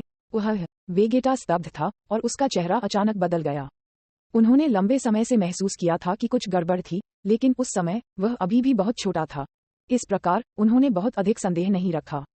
हालांकि जैसे जैसे वह बड़ा होता गया और उसके अनुभव बढ़ते गए, उसने उल्कापिंड प्रभाव के सिद्धांत पर सवाल उठाया, लेकिन उसके संदेह का समर्थन करने के लिए कोई वास्तविक सबूत नहीं था। नतीजतन उसने किसी को भी अपना संदेह नहीं बताया। अब जैसा कि जिया ने एक टिप्पणी के साथ सच्चाई का खुलासा किया, वेगेटा ने तुरंत अपने दिल में सभी प्रकार के संदेह को महसूस किया। वह अब आखिरकार निश्चित था कि उल्कापिंड के प्रभाव की व्याख्या बहुत सरल थी और फ्रीजा की टिप्पणी बस विश्वसनीय नहीं थी। ये फ्रीजा था, वेगेटा ने अपने दांत पीस कर कहा। स्मार्ट, जिया ने प्रशंसा की। वेगेटा चुप था। इस समय वेगेटा एक पाउडर केग की तरह था। जो कोई भी उसे छूता था वह उसकी उंगली जला देता था, और यहाँ तक कि उसका छोटा भाई टार्बल भी परेशानी का सामना नहीं करना चाहता था। फ्रीजा के अधीनस्थों के रूप में सैयन्स ने बहुत उच्च स्तर के उपचार का आनंद लिया था। वेगेटा ग्रह के विनाश के बाद से फ्रीजा फोर्स में सैयान की स्थिति में भारी गिरावट आई थी। अब यहाँ तक कि कुछ कमजोर जातियों ने भी उनका मजाक उड़ाने की हिम्मत की, उन्हें एक ऐसी जाति के अवशेष के रूप में संदर्भित किया जिसने अपने मातृ ग्रह को खो दिया था। अभिमानी राजकुमार वेगेटा इसे कैसे सहन कर सकता है? ये पता चला है कि सब कुछ फ्रीजा द्वारा योजनाबद्ध एक चाल थी। हम सैयों ने फ्रीजा के लिए बिना कुछ भी रोके खुद को काम किया और उसने हमें इस तरह से पुरस्कृत किया। वेगेटा का चेहरा भयावह हो गया और जितना अधिक वह बोलता था उतना ही उसका क्रोध भड़क जाता था। एक पल की चुप्पी के बाद वेगेटा ने अचानक जिया को अपना धन्यवाद व्यक्त किया। मुझे सच बताने के लिए धन्यवाद, जिया ने हंसकर कहा। उसके दिल में फ्रीजा और अन्य फ्रॉस्ट राक्षस पहले ही उसके हाथों से मर चुके थे, जो वेगेटा के धन्यवाद को स्वीकार करने के लिए पर्याप्त था। वर्तमान में आप अभी भी अबो और काडो के तहत काम कर रहे हैं, तो क्या आप हमारा अनुसरण करने में रुचि रखते हैं? जिया ने वेगेटा की ओर एक जैतून की शाखा फेंक दी। हालांकि वेगेटा ने स्पष्ट रूप से इनकार कर दिया। कोई जरूरत नहीं है, मुझे अकेले रहना पसंद है। जिया ने सिर हिलाया और आश्चर्यचकित महसूस नहीं किया। टार्बल की ओर इशारा करते हुए उन्होंने कहा, मैं टार्बल को दूर ले जा रहा हूँ। सैयान के लिए इस ग्रह पर रहना अनुपयुक्त है। वेगेटा ने इसके बारे में सोचा। टार्बल की प्रकृति युद्ध के लिए उपयुक्त नहीं है। इसके अलावा ये 3 सैयां रहस्यमय हैं, इसलिए शायद वह अलग अलग चीजों में उपलब्धियां हासिल कर सकता है। थोड़ी देर सोचने के बाद वेगेटा सहमत हो गया। वेगेटा भी उन्हें रोकने के लिए शक्तिहीन था। जिया, मायस और शिलीद की युद्ध शक्ति उनसे बहुत ऊपर थी। अगर उनका कोई बुरा इरादा था तो उन्हें इतने लंबे समय तक उसके साथ बकवास करने की आवश्यकता क्यों होगी? इसके बाद जिया ने वेगेटा के साथ बातचीत की। उन्हें पता चला कि वेगेटा अफवाहों की तरह अभिमानी नहीं था। शायद ऐसा इसलिए था क्योंकि जिया की ताकत वेगेटा से बहुत ऊपर थी। हालांकि वेगेटा की अभिव्यक्ति बहुत कठोर थी, लेकिन उन्होंने अभिमानी और अप्राप्य कार्य नहीं किया। निश्चित रूप से केवल जब किसी की ताकत वेगेटा से कहीं अधिक होती है तो वह उनके साथ समान रूप से बातचीत करेगा। जिया, मैं जानना चाहता हूं कि हमारे बीच कितनी असमानता है, वेगेटा ने अचानक कहा। जिया ने उसकी ओर देखा और कहा, तुम्हारे और मेरे बीच असमानता बहुत बड़ी है। क्या आपको अभी भी फ्रीजा याद है? हाँ, वेगेटा ने ठंड से सिर हिलाया। फ्रीजा को ब्रह्मांड के सम्राट के रूप में जाना जाता था और उसके पास वास्तव में इस उपाधि को धारण करने के लिए पर्याप्त शक्ति थी। लेकिन क्या आप जानते हैं कि सामान्य राज्य में फ्रीजा की युद्ध शक्ति 530,000 है? जिया ने वेगेटा की ओर देखा और लापरवाही से कहा। वेगेटा अपने चेहरे पर आश्चर्य लिखे आश्चर्य के साथ कूद गया। ये पहली बार था जब उसे फ्रीजा पर इतनी स्पष्ट रूप से जानकारी मिली।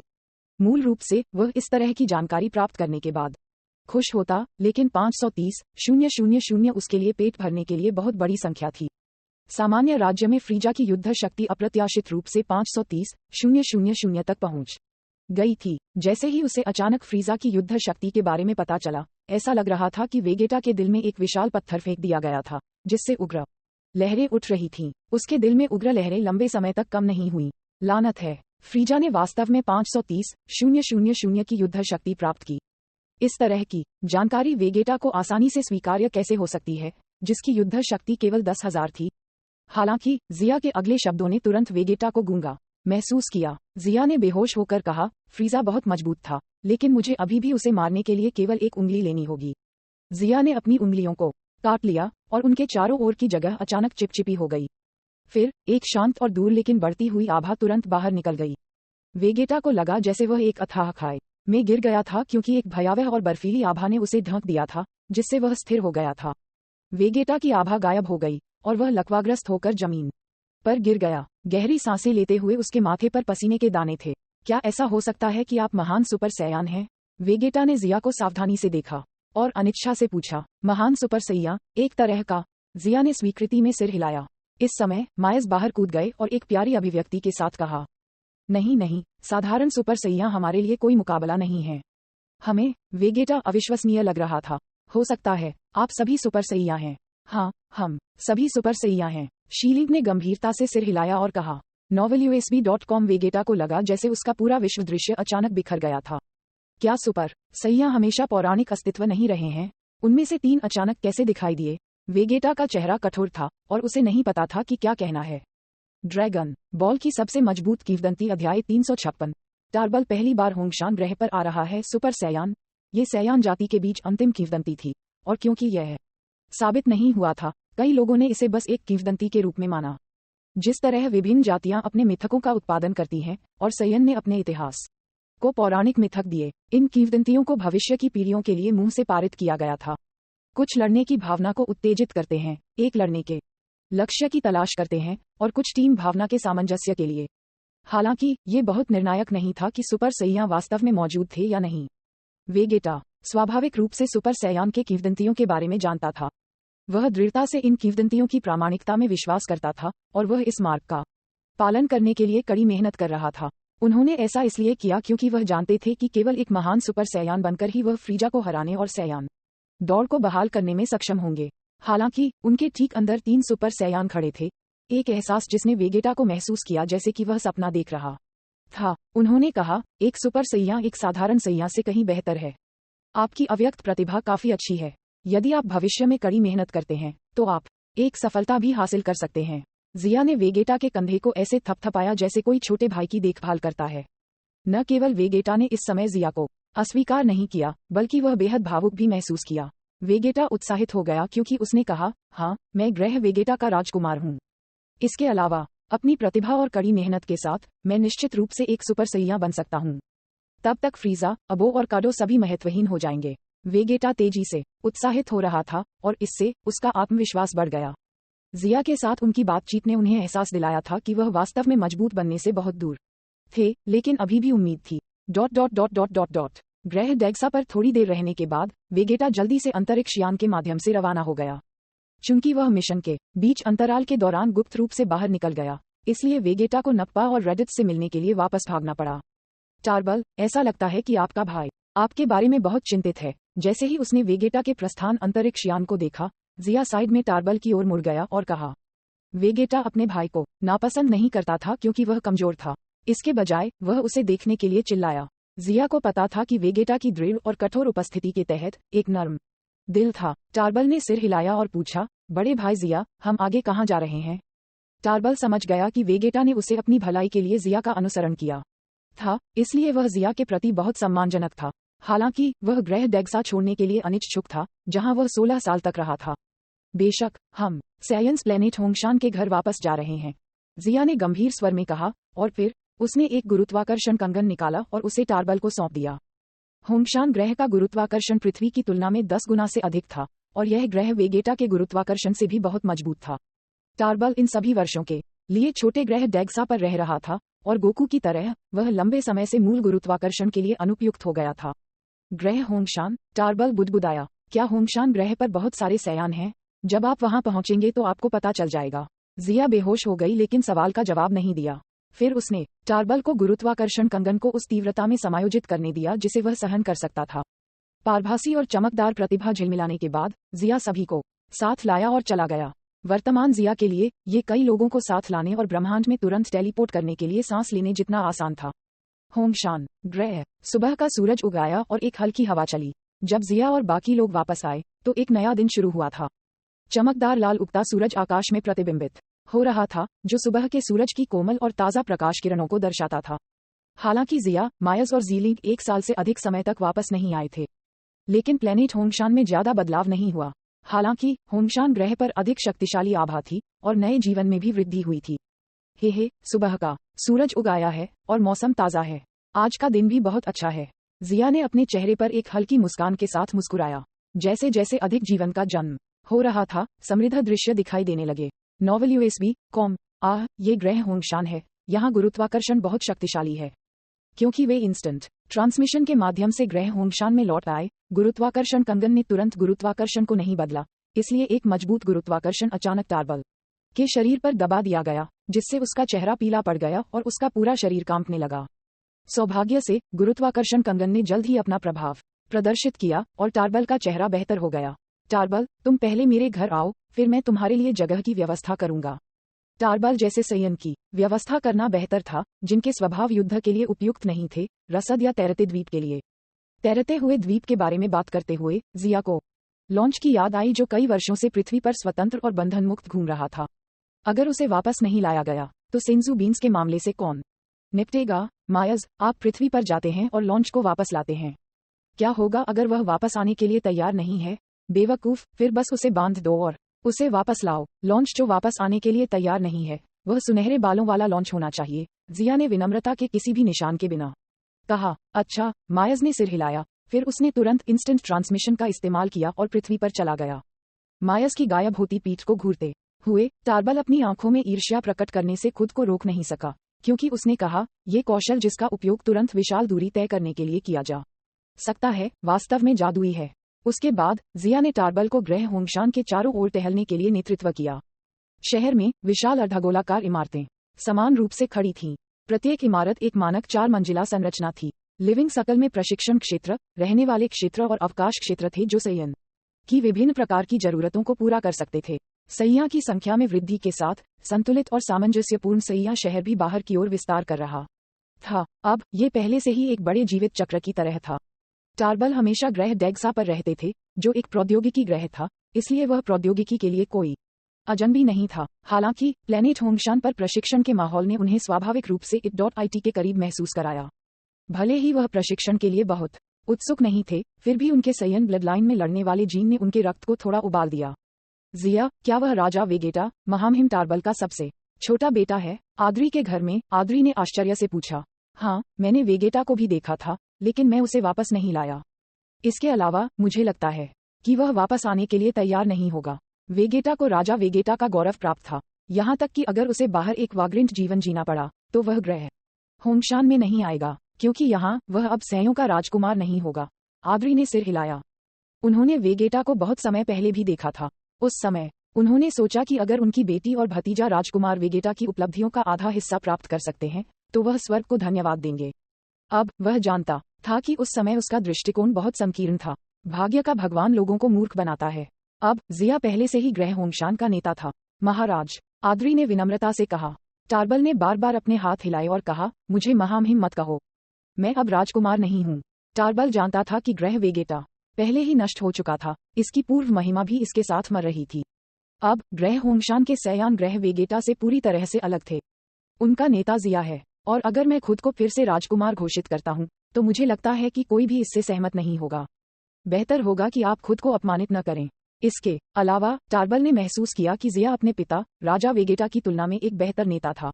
उनके नेतृत्व में सैयन ने न केवल अपनी पूर्व महिमा को बहाल किया, यहाँ तक कि उनका प्रभाव ग्रह वेगेटा से कहीं अधिक था। अब पूर्वी क्षेत्र में शायद किसी ने भी होंगशान ग्रह के प्रभाव को नीचे देखने की हिम्मत नहीं की। आद्री मुस्कुराई और कहा, फिर मैं तुम्हें टार्बल कहूंगा। आप भविष्य में होंगशान ग्रह पर रहेंगे। यदि आपका कोई अनुरोध है, तो आप मुझसे सीधे पूछ सकते हैं। करेंगे। उसके बाद जिया ने अद्री को विनाश के देवता के ग्रह पर अपने प्रशिक्षण के बारे में बताया। इस समय बाडॉक भी आ गया। जिया का विवरण सुनने के बाद अद्री और बाडॉक ने एक दूसरे को निशब्द देखा। जिया के शब्दों में जानकारी की मात्रा उनके लिए बहुत लंबे समय तक पचाने के लिए पर्याप्त थी। उन्होंने कहा, इसलिए सुपर सैया में बदलाव सिर्फ एक त्वरित सुधार तरीका है, वास्तव में शक्तिशाली या रहस्यमय क्षेत्र। बारडॉक ने भावनाओं में आह भरी। हालांकि एक सुपर सैयान मजबूत था, लेकिन ये केवल एक विस्फोटक प्रकार का परिवर्तन था। ये सामान्य राज्य की शक्ति नहीं थी। परिवर्तन एक संक्षिप्त अवधि के भीतर अपनी शक्ति जारी करता है, जिससे ऊर्जा कम हो जाती है। हालांकि ये गोहन की तरह रहस्यमय स्थिति से अलग था। ये वास्तव में एक शक्तिशाली ताकत थी। जिया ने मुस्कुराते हुए कहा, लेकिन वर्तमान चरण में सुपर सैयान परिवर्तन को एक व्यक्ति के लिए एक शक्तिशाली परिवर्तन के रूप में माना जा सकता है। यदि किसी के पास पर्याप्त संगत शक्ति नहीं है तो उनका क्षेत्र हवा में एक महल के अलावा कुछ भी नहीं होगा। वैसे क्या आपने कभी सुपर सैया भगवान के बारे में सुना है? जिया ने लापरवाही से पूछा, लेकिन अद्री और बाडॉक की खाली अभिव्यक्ति को देखने के बाद उसने और कुछ नहीं कहा। जिया ने माना कि उन्हें जांगिया से यह सवाल पूछना होगा क्योंकि वह अतीत में लाल बालों वाले सयान से मिली थी जिसे सुपर सयान भगवान होना चाहिए। कुछ घंटों के बाद एक हल्की किरण चमक उठी और मायज नीले बालों वाले लॉन्च के साथ लौट आए। तुम इतने लंबे समय से क्यों जा रहे हो? मायज ने अपनी पकड़ ढीली कर दी और 2 किताबें निकाली। एक का शीर्षक क्रॉनिकल्स ऑफ द गैलेक्सी था और दूसरे का शीर्षक मार्शल इम्मोर्टल की जीवनी था। यह वही है जो टाइट्स ने मुझे दिया है। उसने हमें इसे पूरे गैलेक्सी में जारी करने के लिए कहा। उसके पास एक अच्छा विचार है। जिया ने किताब ली और कुछ पृष्ठों के माध्यम से फ्लिप किया। क्रॉनिकल्स ऑफ द गैलेक्सी नामक पहली पुस्तक उस पुस्तक का हॉटकवर संस्करण था जिसे जिया ने पहले पृथ्वी पर पढ़ा था। ये पहले के उपन्यास की तुलना में अधिक परिष्कृत था जो मॉडल के रूप में वेगेटा पर आधारित था। मार्शल इम्मॉर्टल स बायोग्राफी नामक अन्य पुस्तक के लिए ये टाइट्स का नवीनतम काम था। जिया ने कुछ पृष्ठों पर फ्लिप किया और निष्कर्ष निकाला कि कहानी मुख्य रूप से पृष्ठभूमि के रूप में पृथ्वी पर आधारित थी। ये कहानी गैलेक्सी में रिलीज के लिए उपयुक्त नहीं है। केवल अपनी पहली पुस्तक जारी करें, जिया ने कहा, क्योंकि वह एक निर्णय पर आया था और फिर उसने टार्बल को लॉन्च में पेश किया। उसके बाद उन्होंने गिन को टार्बल के लिए काम की व्यवस्था करने के लिए कहा। ड्रैगन बॉल की सबसे मजबूत किंवदंती अध्याय 357 लाल बालों वाले सैया की पिछली घटनाएं। जिया जानता था कि टार्बल का चरित्र लड़ाई के लिए उपयुक्त नहीं था, इसलिए उसने उसे रसद के क्षेत्र में एक काम सौंपा। इस प्रकार टार्बल को जिन या चालिन के साथ तार्किक काम करने के लिए बैटल पावर की आवश्यकता नहीं होगी। टार्बल के लिए उचित व्यवस्था करने के बाद जिया ने ग्रह होंगशान के मामलों से निपटने के लिए कुछ समय निकाला। प्लेनेट बाकुफ के विनाश के कारण सयन को नए बाजारों को खोलने की आवश्यकता थी, एक ऐसी कार्रवाई जो अनिवार्य रूप से उन्हें यूनिवर्स कॉमर्स एलायंस या इसी तरह के संगठनों के साथ रास्ते पार करने के लिए प्रेरित करेगी। सच्चाई ये थी कि तोप की सीमा के भीतर, हालांकि ऐसे शब्द कुछ हद तक पक्षपाती थे, यह अंधेरे जंगल जैसे ब्रह्मांड की सच्चाई थी। तारांकन, यदि एक पार्टी के पास दूसरी पार्टी को कुचलने की ताकत है तो उचित बातचीत करने की आवश्यकता नहीं होगी। दोनों पक्ष केवल तभी समझौता करेंगे जब उनके पास समान ताकत होगी। बाजारों को एक सैन्य बल के समर्थन की आवश्यकता थी, अन्यथा अनिवार्य रूप से उनके सामने बाधाएं रखी जाएंगी। इस तथ्य के बारे में ग्रह होंगशान पर सयन की ताकत एक समर्थन के रूप में काम कर सकती है। नॉवल यूएसबी कॉम और वैसे गैलेक्टिक गश्ती संगठन को हाल ही में फिर से स्थापित किया गया है और फिदेयालोग मिशन नेटवर्क और गैलेक्टिक पेट्रोल के सार्वजनिक मंच से फिर से जुड़ गए हैं। अद्री ने अचानक गैलेक्टिक पेट्रोल संगठन की खबर पर सूचना दी। गैलेक्टिक गश्ती संगठन को बोजैक और उनके साथियों द्वारा नष्ट कर दिए जाने के बाद संगठन को आखिरकार कुछ समय बीतने के बाद कई काइस के समर्थन से फिर से स्थापित किया गया था। इसके अलावा उस लड़ाई के बाद नव स्थापित गैलेक्टिक गश्ती संगठन नेतृत्व स्तर और सैन्य बल के बुनियादी स्तर से बना था।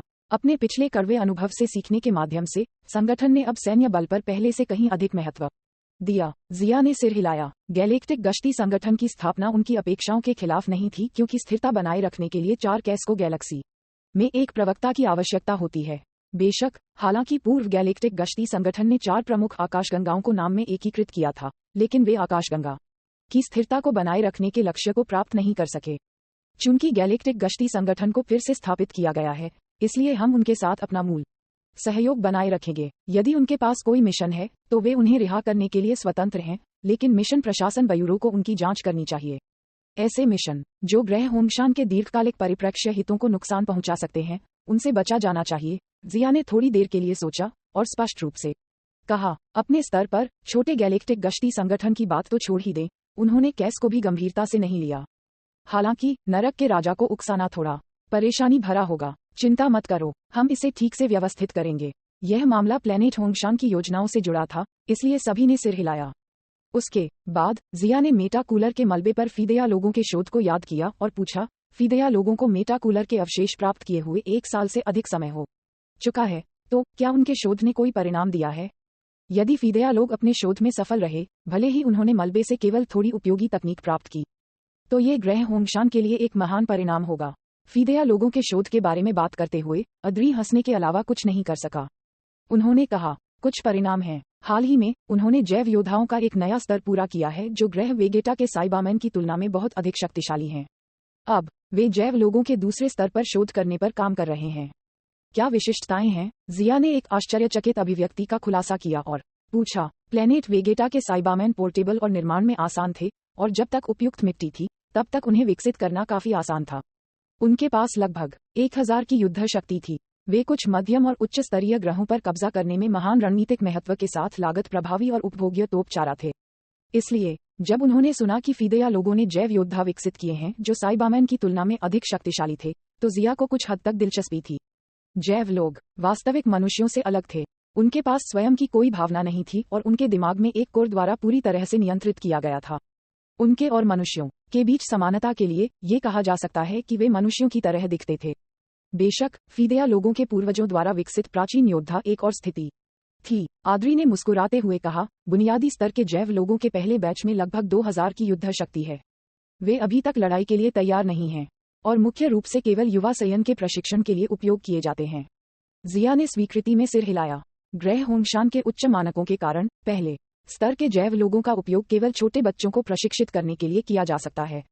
एक फाइटिंग रेस के रूप में सैयन को कम उम्र से युद्ध के अनुभवों को जमा करने की आवश्यकता थी, और जैसे जैसे होंगशान ग्रह पर सैयान की आबादी बढ़ती रही, जिया पहले की तरह हर सैयान की रक्षा करने में सक्षम नहीं होगा। विश्लेषण को संशोधित करने के बाद यह निष्कर्ष निकाला जा सकता है कि युद्ध और रक्त के परीक्षणों का अनुभव करने के बाद ही सैया योग्य योद्धाओं में विकसित होते हैं। दूसरे स्तर के जैव लोगों की युद्ध शक्ति लगभग 5000 और 10,000 के बीच है, आद्री ने जारी रखा।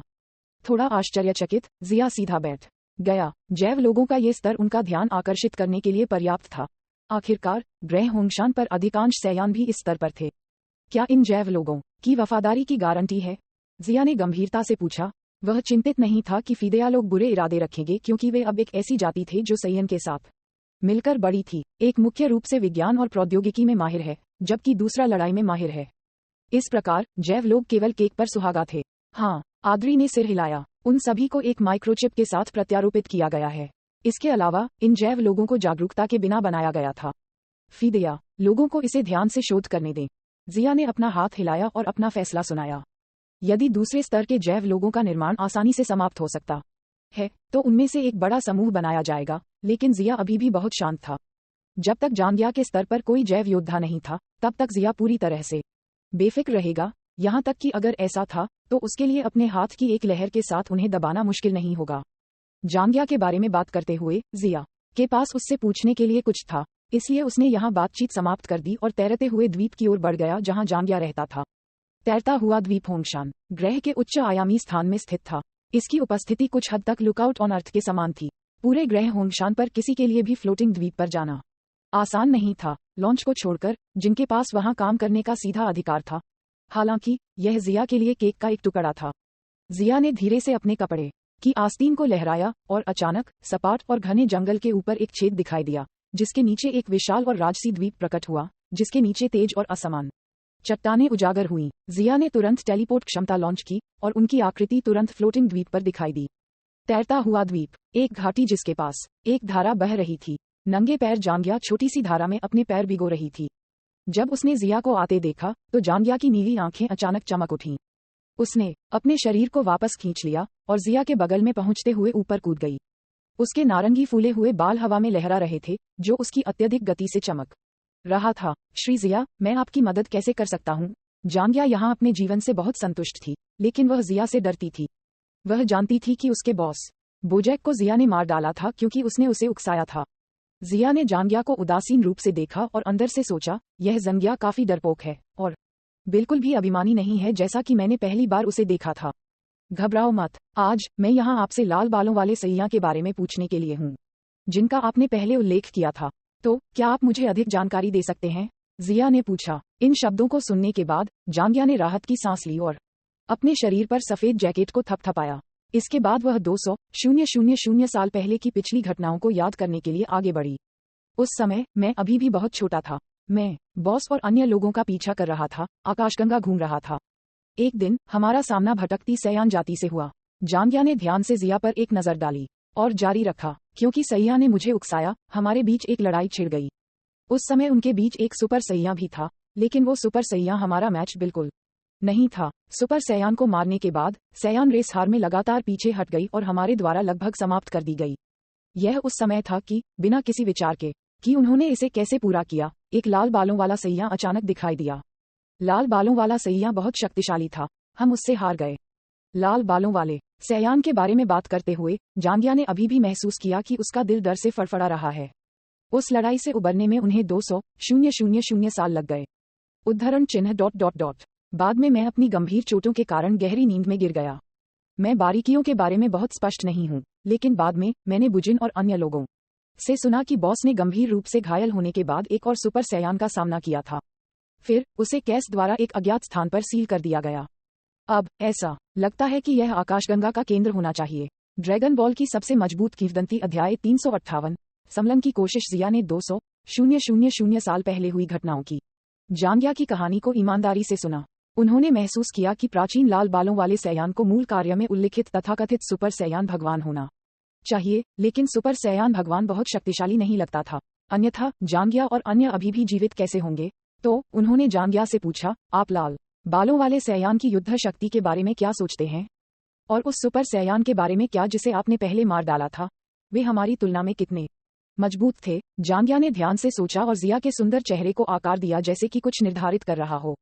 थोड़ी देर बाद उसने कहा, हमारे द्वारा मारा गया सुपर सैयान शायद बाडॉक जितना शक्तिशाली था। जहां तक दूसरे सुपर सैयान की बात है तो मैं उनसे कभी नहीं मिला। उसे पहले वाले की तुलना में थोड़ा अधिक शक्तिशाली होना चाहिए। हालांकि लाल बालों वाले सैयान के लिए यदि आप तुलना करना चाहते हैं तो यह शायद लगभग वही स्थिति है जिसमें आप थे जब मैं आपके द्वारा पकड़ा गया था, और बॉस बोजैक की तुलना में थोड़ा अधिक शक्तिशाली था। जांगिया ने अपना फैसला सुनाया। कहने का मतलब ये है कि लाल बालों वाला super Saiyan god Cell perfect form की तुलना में बहुत अधिक शक्तिशाली है, लेकिन सुपर परफेक्ट सेल के लिए कोई मुकाबला नहीं है। जिया ने खुद से बुदबुदाया। सुपर सैयान भगवान का एक प्रारंभिक निर्णय उनके दिल में किया गया था। आखिरकार प्राचीन सुपर सैयान भगवान संभवतः साधारण सैयों का एक सम्मिलन था। ये परिवर्तन गोकू के सुपर सैयान भगवान परिवर्तन से अलग था। क्रिएटिव गॉड स्टार पर अपने प्रशिक्षण के बाद जिया ने तथाकथित क्षेत्रों और आयामों की स्पष्ट समझ प्राप्त की। एक आयाम को जीवन स्तर का एक प्रकार कहा जा सकता है जो जीवित प्राणियों के जीवन काल से संबंधित है, और इसका युद्ध शक्ति से कोई लेना देना नहीं था। भगवान प्रणाली की तरह कामी और काई के अलग अलग आयाम और अलग अलग जीवन काल थे, लेकिन जब उनकी युद्ध शक्ति की तुलना की जाती है तो कामी की युद्ध शक्ति कैस की तुलना में बहुत कम नहीं थी। यद्यपि किसी का क्षेत्र भी एक प्रकार का अत्यंत रहस्यमय स्तर था, ये ताकत से जुड़ा हुआ था जो उनकी शक्ति के जीवन रूप की महारत के स्तर को दर्शाता था। उदाहरण के लिए गोहन की रहस्यमय स्थिति पुराने सर्वोच्च काय द्वारा उसकी क्षमता को अनलॉक करने के बाद भी एक प्रकार का क्षेत्र था। हालांकि उस समय गोहन ने सुपर सैयान परिवर्तन के कुछ संकीर्ण नुकसानों को त्यागते हुए केवल अपने सुपर सैयान की ताकत को अपने सामान्य राज्य की ताकत के साथ मिला दिया था। इसके अलावा क्योंकि सुपर सैयान 2 और सुपर सैयान 3 परिवर्तनों ने सत्ता के लिए अंधा पीछा करने के रास्ते पर शुरू कर दिया था, पुराने सुप्रीम काय ने सोचा कि यह एक बुरी परिवर्तन विधि है। इसके अलावा इन परिवर्तनों ने शरीर पर एक गंभीर बोझ डाला। यदि गोहन की रहस्यमय स्थिति को सटीक रूप से कहा जाना था तो इसे आधे सुपर सैयान गॉड राज्य के रूप में संदर्भित किया जाएगा। जिया की समझ में सुपर सैयान गॉड राज्य को एक उच्च स्तरीय राज्य होना चाहिए जो सैयान की शक्ति को जोड़ता है। ये गोहन की रहस्यमय स्थिति की तुलना में उच्च स्तर का था, लेकिन इसका मतलब ये भी नहीं है कि किसी भी सुपर सैयान भगवान की युद्ध शक्ति गोहन की रहस्यमय स्थिति से अधिक होगी। किसी को पता होना चाहिए कि सुपर सैयान भगवान राज्य केवल एक उच्च क्षेत्र था, बस जलाओ लकड़ी के ढेर की तरह। सीधे इसे जलाना एक प्रकार का क्षेत्र था और इसे परमाणु प्रतिक्रिया करने देना एक अन्य प्रकार का क्षेत्र था। परमाणु प्रतिक्रिया निश्चित रूप से सीधे जलने की तुलना में एक उच्च स्तरीय ऊर्जा रिलीज थी, लेकिन इसके होने के लिए शर्त जारी ऊर्जा की कुल मात्रा पर निर्भर थी जो ठीक जलाओ लकड़ी की मात्रा थी। यदि एक ग्रह या यहाँ तक कि हजारों ग्रह पैमाने के जलाओ जंगल को एक साथ जला दिया जाता है, तो क्या यह जलाओ लकड़ी के ढेर का उपयोग करके परमाणु प्रतिक्रिया करने की तुलना में कम ऊर्जा जारी करेगा? कोई तुलना नहीं थी। वर्तमान में सुपर सैयान भगवान बनने के 2 तरीके थे। एक सम्मिलन विधि थी, एक धर्मी हृदय के साथ 6 सैयान की शक्तियों का सम्मिलन जो एक व्यक्ति को सुपर सैयान भगवान बनने की ओर ले जाता है। अन्य विधि को सफलता विधि के रूप में संदर्भित किया गया था। शक्तिशाली शक्ति के साथ एक व्यक्ति को भगवान के क्षेत्र को समझना होगा और सुपर सैयान भगवान बनना होगा। पूर्व एक निम्न प्रारंभिक बिंदु और उच्च स्तर का था, जैसे ऊर्जा जारी करने के लिए परमाणु प्रतिक्रिया को प्रज्वलित करने के लिए जलाओ लकड़ी के ढेर का उपयोग करना। उत्तरार्ध एक उच्च प्रारंभिक बिंदु और उच्च स्तर का था, परमाणु प्रतिक्रिया को प्रज्वलित करने के लिए एक पूरे ग्रह और इससे भी अधिक जलाओ लकड़ी की आवश्यकता होगी। इस बात के लिए कि कौन सी विधि मजबूत थी और कौन सी कमजोर थी, जवाब स्वाभाविक रूप से एक नज़र में स्पष्ट था। प्राचीन काल में सयन ग्रह वेगेटा के समय में सयन की तुलना में अधिक शक्तिशाली हो सकते हैं। इस प्रकार कोई कल्पना कर सकता है कि सुपर सयन भगवान में फ्यूज होने वाले 6 सैयां कितने शक्तिशाली होंगे। यदि 6 साधारण सैयां एक सुपर सैयान भगवान में घुल मिल जाते हैं तो उनकी ताकत सेल परफेक्ट फॉर्म के स्तर तक बढ़ जाएगी। शक्ति में वृद्धि सुपर सैयान परिवर्तन की वृद्धि से बड़ी होगी, एक वृद्धि जो चौंकाने वाली होगी। इससे पता चला कि समलन प्रकार सुपर सैयान भगवान के पास अभी भी अद्वितीय शक्ति थी। हो सकता है ग्रह होंगशान भी एक सुपर सैयान भगवान को प्राप्त करने के लिए फ्यूजिंग विधि की कोशिश कर सकता है। जिया को अचानक यह विचार आया और जैसा कि यह विचार प्रकट हुआ, यह एक बीज की तरह था जो जड़ ले रहा था और अंकुरित हो रहा था। इसने जिया के दिल में जड़ें जमा लीं, जिससे उसे खुजली महसूस हुई। जिया जानता था कि सुपर सैयान भगवान की रचना के लिए 6 धर्मी सैयों की आवश्यकता थी, जिसमें 5 सैयां अपनी शक्ति और आत्मा को छठे सैयान के शरीर में इंजेक्ट करेंगे, जिससे छठे सैयां की आत्मा और क्षेत्र बढ़ जाएगा।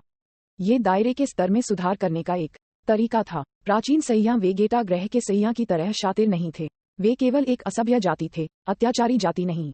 एक बार जब वे इसमें सफल हो गए तो प्लेनेट होंगशान सुपर सैयान देवताओं का बड़े पैमाने पर उत्पादन कर सकता था और प्लेनेट होंगशान की तरह एक दस्ते का निर्माण कर सकता था जो वर्तमान में मिशन कर रहे थे। ये सुपर सैयान देवताओं का एक आदर्श दल बनाएगा। महत्वपूर्ण क्षणों के दौरान प्रत्येक टीम के पास सुपर सैयान स्तर की फाइटिंग फोर्स होने के बारे में सोचते हुए ये सैयान रेस की जीवित रहने की दर की गारंटी देगा। जिया ने अपने दिल में उत्साह को दबा दिया और जांगिया को विदाई दी। वैसे भी मैं पहले इस विचार का परीक्षण करने के लिए एक टीम ढूंढूंगा, जिया ने कहा। फिर उन्होंने शिलिंग और मायस की तलाश की और उन्हें अपना विचार बताया। उन्होंने इसे आसानी से मंजूरी दे दी और एक उपयुक्त दस्ते की जांच करने के लिए मिशन प्रशासन कार्यालय गए। थोड़ी देर में उपयुक्त दस्तों की नाम सूची में एक परिचित नाम दिखाई दिया, शाक का दस्ता। जिया मुस्कुराया क्योंकि उसने दस्ते को देखा जिसमें उसके दस्ते के पूर्व सदस्य शामिल थे। जब से वे ग्रह होंगशान पर पहुंचे, शाक और अन्य ने प्रशिक्षण के लिए विशेष युद्ध स्क्वाड्रन में प्रवेश किया था। शाक के दस्ते को एक विशेष युद्ध दल भी कहा जा सकता है। दस्ते के सदस्य एलीट वॉरियर्स थे और कप्तान शक 100,000 से अधिक की युद्ध शक्ति के साथ एक सुपर योद्धा थे। शाक स्क्वाड के सदस्यों में वृद्धि हुई है और इविन और पैटी नाम के 2 और लोग हैं। शिलिंग ने नाम सूची पर नजर डाली और आश्चर्य से कहा। जिया ने इस पुरुष और महिला जोड़ी को देखा था। इन दोनों ने पिछले प्लेनेट होंगशान के मार्शल आर्ट टूर्नामेंट में अच्छे परिणाम हासिल किए थे। चलो उन्हें चुनते हैं। उन्हें पश्चिम में कामेई वन में आने के लिए सूचित करें। मैं वहां उनका इंतजार करूंगा। जिया ने चालिन को बताया और फिर इंस्टेंट ट्रांसमिशन का उपयोग करके शिलिंग और मायस के साथ चला गया। OVLUSB com. चालिन ने सूची में नाम को एक आश्चर्यचकित अभिव्यक्ति के साथ देखा और अंदर से सोचा, ये शाक स्क्वाड भाग्यशाली है कि उसे सर जिया द्वारा चुना गया है। फिर चालिन ने शाक दस्ते के सदस्यों को निर्देश भेजने के लिए एक संचार उपकरण का उपयोग किया। जल्द ही शाक दस्ते के 7 सदस्यों ने संकेत प्राप्त किया और पश्चिम में कामेई वन की ओर उड़ते हुए आकाश में चले गए। आपको क्यों लगता है कि नेता जिया हमें ढूंढ रहा है? सवाल पूछने वाला एविन था, जो शाक स्क्वाड में एक नया अतिरिक्त था। वह अपने 30वें दशक में एक मध्यम आयु वर्ग के सैयन थे। शाक और अन्य लोगों के विपरीत, जिन्होंने अपने बचपन के दिनों में जिया के साथ मिशन किए थे, एविन और पैटी जिया का सम्मान करते थे। शाक सबसे आगे उड़ रहा था, ठंडी हवा के कारण उसके बाल हिल रहे थे। मुझे नहीं पता, यह एक महत्वपूर्ण मामला होना चाहिए। कामेई वन का स्थान कौन याद करता है? कामेई वन, हर कोई हक्का बक्का रह गया।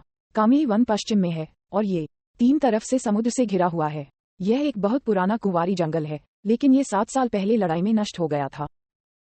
जब फ्रॉस्ट दानवों ने आक्रमण किया तो युद्ध का मैदान कामेई वन में था। शाक दस्ते के सदस्य बेली ने कहा।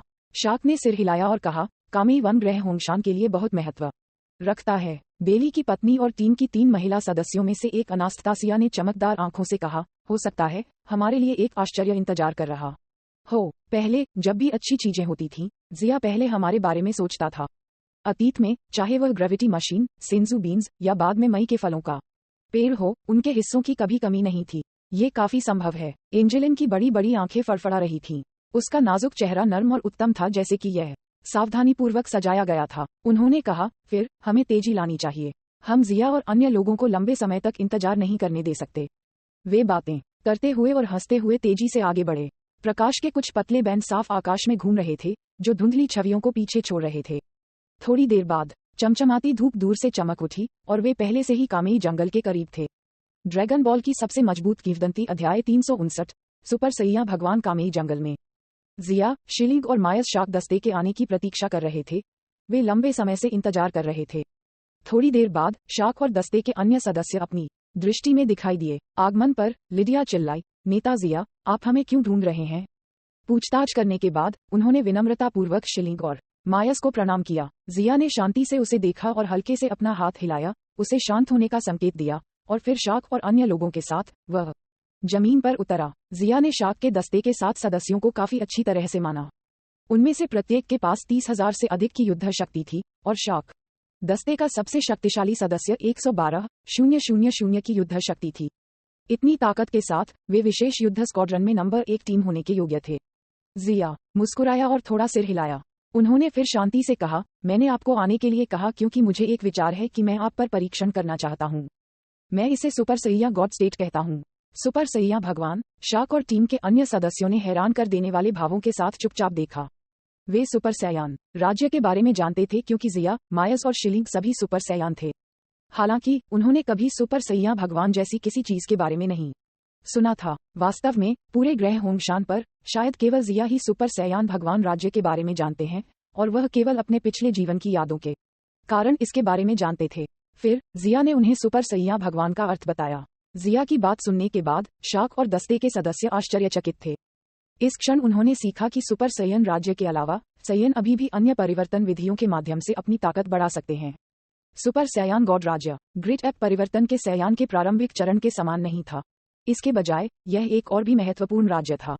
लेकिन जिया, हालांकि सुपर सैयान भगवान राज्य बहुत शक्तिशाली लगता है, हम नहीं जानते कि इसे कैसे प्राप्त किया जाए। शाक दस्ते के सदस्यों को यह भी नहीं पता था कि उन्हें क्या ध्यान देना चाहिए, तो वे इसे कैसे आजमा सकते हैं। चिंता मत करो, जिया ने पहले से ही इस समस्या के बारे में सोचा था। जमीन पर 7 क्रिस्टल ड्रैगन बॉल्स थे जिन्हें जिया ने बहुत पहले आयामी अंतरिक्ष से निकाला था। मेरी समझ के अनुसार 5 शुद्ध दिल वाले सैया को सुपर सैया भगवान बनाने के लिए अपनी शक्ति और विचारों को दूसरे सैयान के शरीर में इंजेक्ट करना पड़ता है। आप इसे एक कोशिश दे सकते हैं। अगर यह काम नहीं करता है तो मैं केवल शेरॉन से मदद ले सकता हूँ।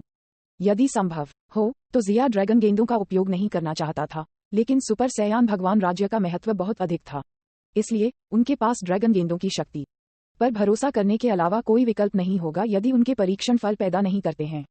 ओह शेनरॉन, शाक ने चुपचाप देखा। वह उस वस्तु को पहचान नहीं पाया जिसे जिया ने अपने हाथ में पकड़ा था। ड्रैगन बॉल्स से जुड़ी जानकारी प्लेनेट होंगशान पर कुछ ही लोगों को पता थी। संक्षेप में, आपको अपनी पूरी कोशिश करनी चाहिए। मायस ने अशिष्टता से अपनी श्रद्धा को रोक दिया जैसा कि उसने कहा था। वह ये देखने के लिए उत्सुक थी कि सुपर सैया भगवान कैसा दिखता है। हाँ, शाक दस्ते के सदस्यों ने सिर हिलाया। इसके बाद जिया के मार्गदर्शन में अनास्तासिया, एंजेलिन, लिडिया, बेली और एविन ने आगे कदम बढ़ाया और शाक के शरीर में अपनी शक्तियों को इंजेक्ट करना शुरू कर दिया। लेकिन क्योंकि वे इसकी चाल को समझने में सक्षम नहीं थे, इसलिए वे प्रत्येक प्रयास में विफल रहे। प्रतिभा की संक्षिप्त चमक कुछ बार झिलमिलाती रही और सारी शक्ति खत्म हो गई। शाक सुपर सैया भगवान में नहीं बदले। जिया ने खुद से बुदबुदाया। उनका मस्तिष्क उनके दोषों को खोजने के लिए ओवरटाइम काम कर रहा था। उन्होंने कहा, कुछ तो गड़बड़ होगी। आप सभी को अपनी बात जारी रखनी चाहिए। सुपर सैया भगवान, जैसा कि नाम से पता चलता है, एक भगवान को संदर्भित करता है। सैया जो अपनी शक्तियों को विलय करने के लिए जिम्मेदार थे, उन्हें दयालु होना था। अन्यथा भगवान के बजाय एक दानव दिखाई देगा। एक और मुद्दा ये था कि जब सैया अपनी शक्तियों का विलय करते हैं तो उनके दिल जुड़े होने चाहिए और उनकी इच्छा शक्ति को उनकी शक्तियों के सम्मिलन और वृद्धि को बढ़ाने के लिए साझा किया जाना चाहिए। प्राचीन काल में सैया सफलतापूर्वक जुड़ गए क्योंकि उन्होंने शक्तिशाली दुश्मनों का सामना करते समय एक साथ काम किया, साथ ही साथ कई सहयोग भी।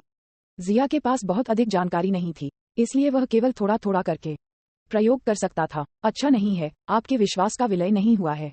उन्होंने कहा, ये समय थोड़ा बेहतर है, लेकिन ताकत पर्याप्त नहीं है।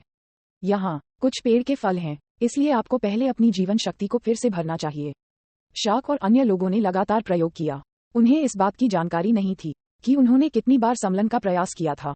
दिन से शाम और रात से अगले दिन तक प्रयोग करने के बाद उनके चेहरे पसीने के मोतियों से ढके हुए थे।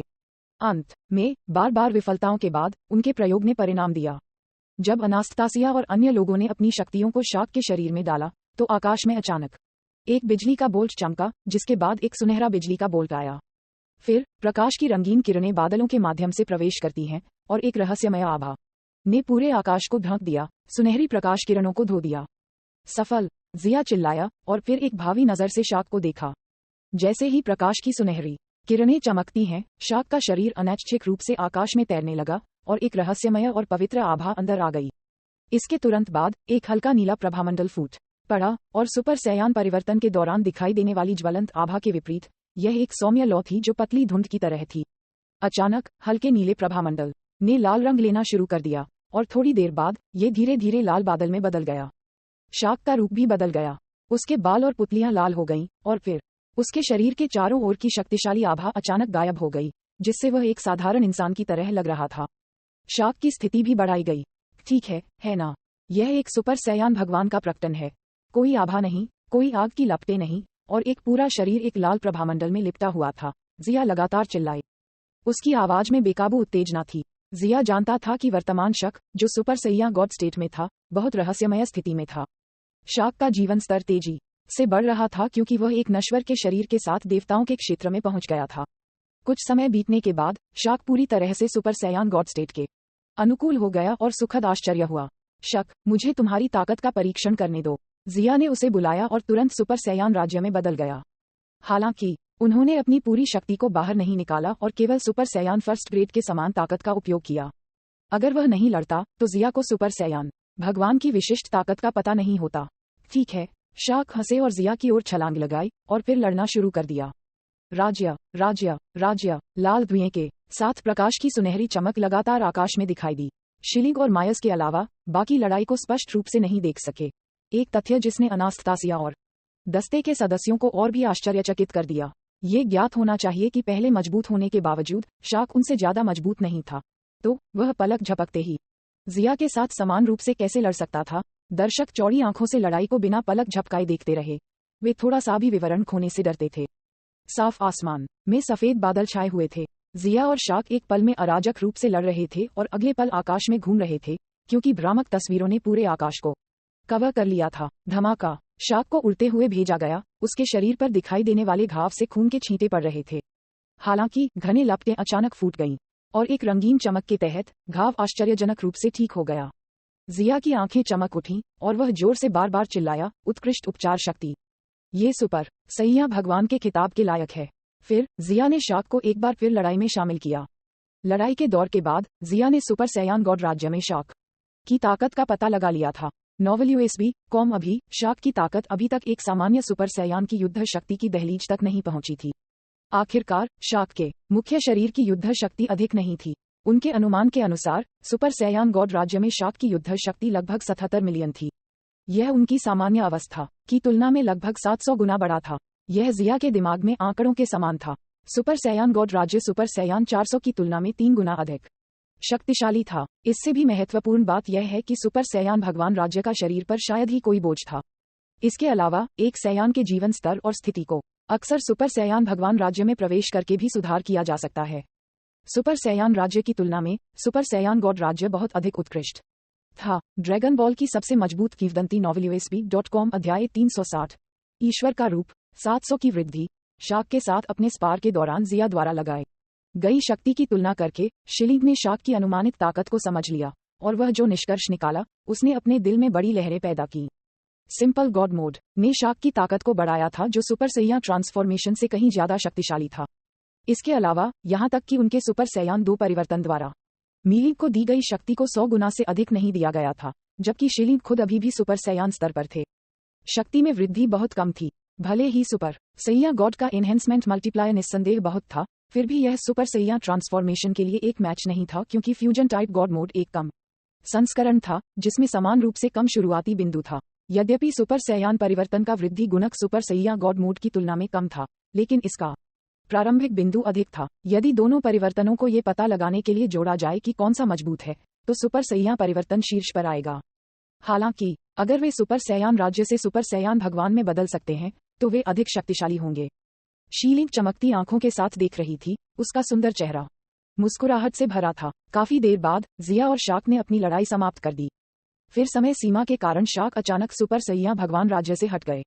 शार्क के उतरने के बाद अनास्तासिया, एंजेलिन, लिडिया, बेली, इविन और पैटी सभी ने उसे घेर लिया और उससे पूछताछ की। हाँ, आपको अभी कैसा लग रहा है? यह एक बहुत शक्तिशाली परिवर्तन है। इसके अलावा मैं अप्रत्याशित रूप से कुछ समय के लिए नेता जिया के खिलाफ लड़ सकता था। शार्क ने चेहरे पर मुस्कान के साथ कहा। वह निस्संदेह खुश था, लेकिन वह अभी भी विनम्र था, क्योंकि उसने कहा, मैं अभी भी नेता जिया की तुलना में बहुत कमजोर हूँ। अगर मैं गलत नहीं हूँ तो जिया ने अभी अपनी ताकत का 10% भी उपयोग नहीं किया है। मैंने केवल अपनी शक्ति का लगभग 1% उपयोग किया, जिया ने स्वीकार किया। उनकी युद्ध शक्ति अपने चरम राज्य में लगभग 8 बिलियन थी, लेकिन उन्होंने केवल 80 मिलियन का उपयोग किया जब उन्होंने शार्क के साथ प्रतिस्पर्धा की। जिया के शब्दों ने तुरंत सभी को डरा दिया और दृश्य अचानक एक मृत चुप्पी में गिर गया। थोड़ी देर बाद शयाया की ताकत के स्तर का पता लगाने के बाद शक के सदस्यों ने तालियां बजाईं। जिया ने शीलिंग और मायस की ओर रुख किया और पूछा, आपको क्या लगता है? शीलिंग ने कहा, अगर यह सुपर सैयान भगवान राज्य है तो यह वास्तव में शक्तिशाली है। पुनर्प्राप्ति शक्ति और विस्फोटकता लगभग एक वास्तविक परमेश्वर की स्थिति के बराबर है, और जैसा कि मास्टर वेस ने कहा था, एक शक्तिशाली परमेश्वर के पास आभा नहीं होती है, लेकिन यह थोड़ा अलग लगता है। जीवन स्तर एक भगवान से थोड़ा अलग है। मायस ने भी एक पल के लिए सोचा और कहा, ताकत निश्चित रूप से पर्याप्त है, लेकिन आयाम नहीं है। इसे एक वास्तविक भगवान नहीं कहा जा सकता है, अधिक से अधिक एक अर्ध देवता। मायस के दृष्टिकोण से एक वास्तविक भगवान काय की तरह नहीं था, जिसके पास आयाम था लेकिन कोई वास्तविक शक्ति नहीं थी। इसके बजाय एक परमेश्वर विनाश के देवता बीरस की तरह था, जिसके चरम पर क्षेत्र और आयाम दोनों थे। आखिरकार ये सिर्फ नश्वर का एक सम्मिलन है, थोड़ा अंतर भी अनुमति है। हालांकि शाक की स्थिति एक साधारण सैयान के आयाम से कहीं अधिक थी, इसलिए इसे सैया भगवान कहना अधिक उपयुक्त होना चाहिए। जिया ने थोड़ी देर के लिए सोचा और कहा, हालांकि सुपर सैया भगवान में बदलने के बाद शाक की आंखें और बाल लाल हो गए, फिर भी उनका हेयर स्टाइल लगभग एक साधारण सैया के हेयर स्टाइल के समान था। हालांकि उनकी ताकत गोकू के सुपर सैयान गॉड की तुलना में बहुत कमजोर थी। इस प्रकार शाक के परिवर्तन को सुपर सैया भगवान के बजाय सैया भगवान कहना अधिक उपयुक्त था। जिया स्पष्ट था कि एक सैयान भगवान अभी भी मजबूत हो सकता है। सुपर सैया प्राप्त करने के बाद गोकू सुपर सैया भगवान में बदल गया। यह एक अर्थ में सुपर सैया भगवान की सही परिभाषा थी। इससे जिया ने एक और सवाल सोचा। शाक के सैया भगवान में बदलने के बाद उसकी शक्ति सीधे 700 गुना बढ़ गई।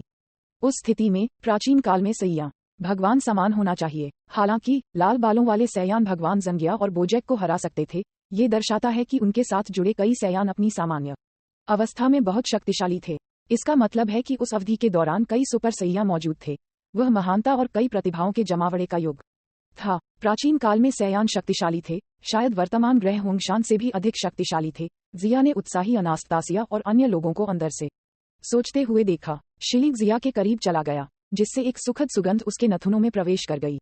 उसने फुसफुसाकर उससे कहा, क्या हम भी ईश्वर मोड में बदल सकते हैं? जिया ने एक पल के लिए सोचा, लेकिन अंत में उसने निराशाजनक जवाब दिया, ये काम नहीं करना चाहिए। अब हम भगवान बनने की राह पर हैं। जीवन स्तर के दृष्टिकोण से हमारा ईश्वर रूप एक सुपर सैयन भगवान से अलग है। आखिरकार सुपर सैया भगवान राज्य एक सच्चे भगवान का प्रतिनिधित्व नहीं करता है, लेकिन कोशिश करने में कोई नुकसान नहीं है। जिया ने आखिरकार इसे आजमाने का फैसला किया। हालांकि वह जानता था कि सफलता की संभावना बहुत कम थी, क्योंकि शाक जैसे सुपर सैयान भगवान जो बाहरी ताकतों पर भरोसा करके बदल गए थे, को केवल एक भगवान की विशेषताओं को धारण करते हुए अर्ध देवता के रूप में वर्गीकृत किया जा सकता है। यह जिया से अलग था, जो भगवान बनने के सच्चे रास्ते पर चल रहा था। लेकिन इसे आजमाने में कोई समस्या नहीं थी, क्योंकि उनके पास वर्तमान में अवसर था। इसलिए जिया ने शाक और अन्य लोगों को पिछले चरणों का पालन करने और प्रयोग को फिर से निष्पादित करने के लिए कहा। परिणाम उम्मीदों से परे नहीं था। जब शाक दस्ते के सदस्यों की शक्ति ने उसमें प्रवेश किया, तो एक प्राकृतिक दमन अचानक दिखाई दिया और उनकी शक्ति को तितर बितर कर दिया। आयाम में अंतर के कारण दमन, उनकी अलग अलग स्थिति के कारण सुपर सैयान भगवान के गठन को विफल कर दिया। ये ठीक वैसा ही था जैसे एक साम्राज्य के सम्राट को मंत्री की उपाधि से सम्मानित नहीं किया जा सकता था। इस तरह का कृत्य सामाजिक स्तर के खिलाफ होगा। जैसा कि अपेक्षित था, ये काम नहीं करेगा। जिया ने हल्के अफसोस के साथ अपना सिर हिला दिया। हालांकि अपने स्तर पर जिया ने सुपर सैयान भगवान परिवर्तन से प्राप्त होने वाली शक्ति में थोड़ी वृद्धि की परवाह नहीं की। ये जानना महत्वपूर्ण था कि जिया खुद एक साधारण सुपर सैयान 2 के स्तर से कहीं अधिक था, और उसकी ताकत में वृद्धि मूल रूप से 100 गुना से अधिक थी। यद्यपि सुपर सैयान भगवान राज्य में 700 गुना की वृद्धि आकर्षक थी, फिर भी जीवन स्तर भगवान की स्थिति प्राप्त करने के लिए आवश्यक से कम था, और जीवनकाल अभी भी नश्वर के क्षेत्र के साथ था। उसके बाद शिलिंग और मायज ने भी प्रयास किए, लेकिन यह अभी भी काम नहीं किया। यद्यपि प्रतिरोध जिया की तुलना में कम था, फिर भी बाहरी शक्ति उनके शरीर में प्रवेश करते ही स्वचालित रूप से समाप्त हो जाएगी। जैसा कि विस ने कहा, यद्यपि परमेश्वर बनने का मार्ग उसकी शक्ति को धीरे धीरे बढ़ने का कारण बनेगा, ये लगातार प्रगति करेगा, और भविष्य की प्राप्ति एक नकली भगवान की तुलना में बहुत उज्जवल होगी। नकली सुपर सैया भगवान एक त्वरित समाधान की तरह था, यह मूल रूप से एक भगवान नहीं था। वैसे भी क्या हमें बारडॉक की कोशिश करनी चाहिए? मायज ने अचानक सुझाव दिया। बारडॉक पहले से ही एक सुपर सैयान था। अगर 5 शुद्ध हृदय वाले सैयां उनमें अपनी शक्ति का संचार करते हैं तो क्या यह एक तंत्र को गति देगा जो उन्हें एक सच्चे सुपर सैया भगवान में बदलने देगा? जिया की आंखें चमक उठीं और वह बहुत दिलचस्पी ले रहा था। हाँ, चलो बारडॉक कोशिश करते हैं। फिर जिया ने एक संचार उपकरण का उपयोग किया और बारडॉक ओवर कहा। बारडॉक को कामेई वन के ऊपर दिखाई देने में देर नहीं लगी। सभी लोग घने जंगल के ऊपर काफी देर तक खड़े रहे, दूर से देखते रहे। दूर समुद्र में सूर्य के प्रकाश का प्रतिबिंब चमकदार और पारभासी क्रिस्टल की तरह था, झिलमिलाता और चमकता था। बारडॉक को तब स्थिति के बारे में जानकारी दी गई थी और वह भी बहुत रुचि रखते थे। मुझे अभी एहसास हुआ कि सर जिया की आभा तेजी से बढ़ गई थी और सोच रहा था कि आप किसके साथ लड़ रहे थे। इसलिए एक सुपर सैया भगवान के पास आभा नहीं होती है। बारडॉक को अचानक एहसास हुआ और इसे एक कोशिश देने में भी बहुत दिलचस्पी थी। बारडॉक, आप केंद्र में खड़े हैं और शक, अनास्तासिया, एंजेलिन, लिडिया, बेली, आप सभी को अपनी शक्ति को बारडॉक में डालने की कोशिश करनी चाहिए। जिया ने उन्हें गंभीर स्वर में निर्देश दिए। ठीक है, समझ गया, उन्होंने जवाब दिया और फिर उन्होंने एक शकल बनाया और शक्ति जमा करना शुरू कर दिया। रोशनी की 5 चमकदार किरणें आकाश में उठीं और धीरे धीरे बारडॉक के शरीर में डाली गईं। हालांकि अपेक्षित दृश्य नहीं हुआ। चमकदार प्रतिभा के कुछ समूहों के बाद शाक और अन्य लोगों का ऊर्जा उत्पादन थोड़ी देर के लिए हवा में तैरता रहा, इससे पहले कि यह जल्दी से धुएं में बदल गया और गायब हो गया।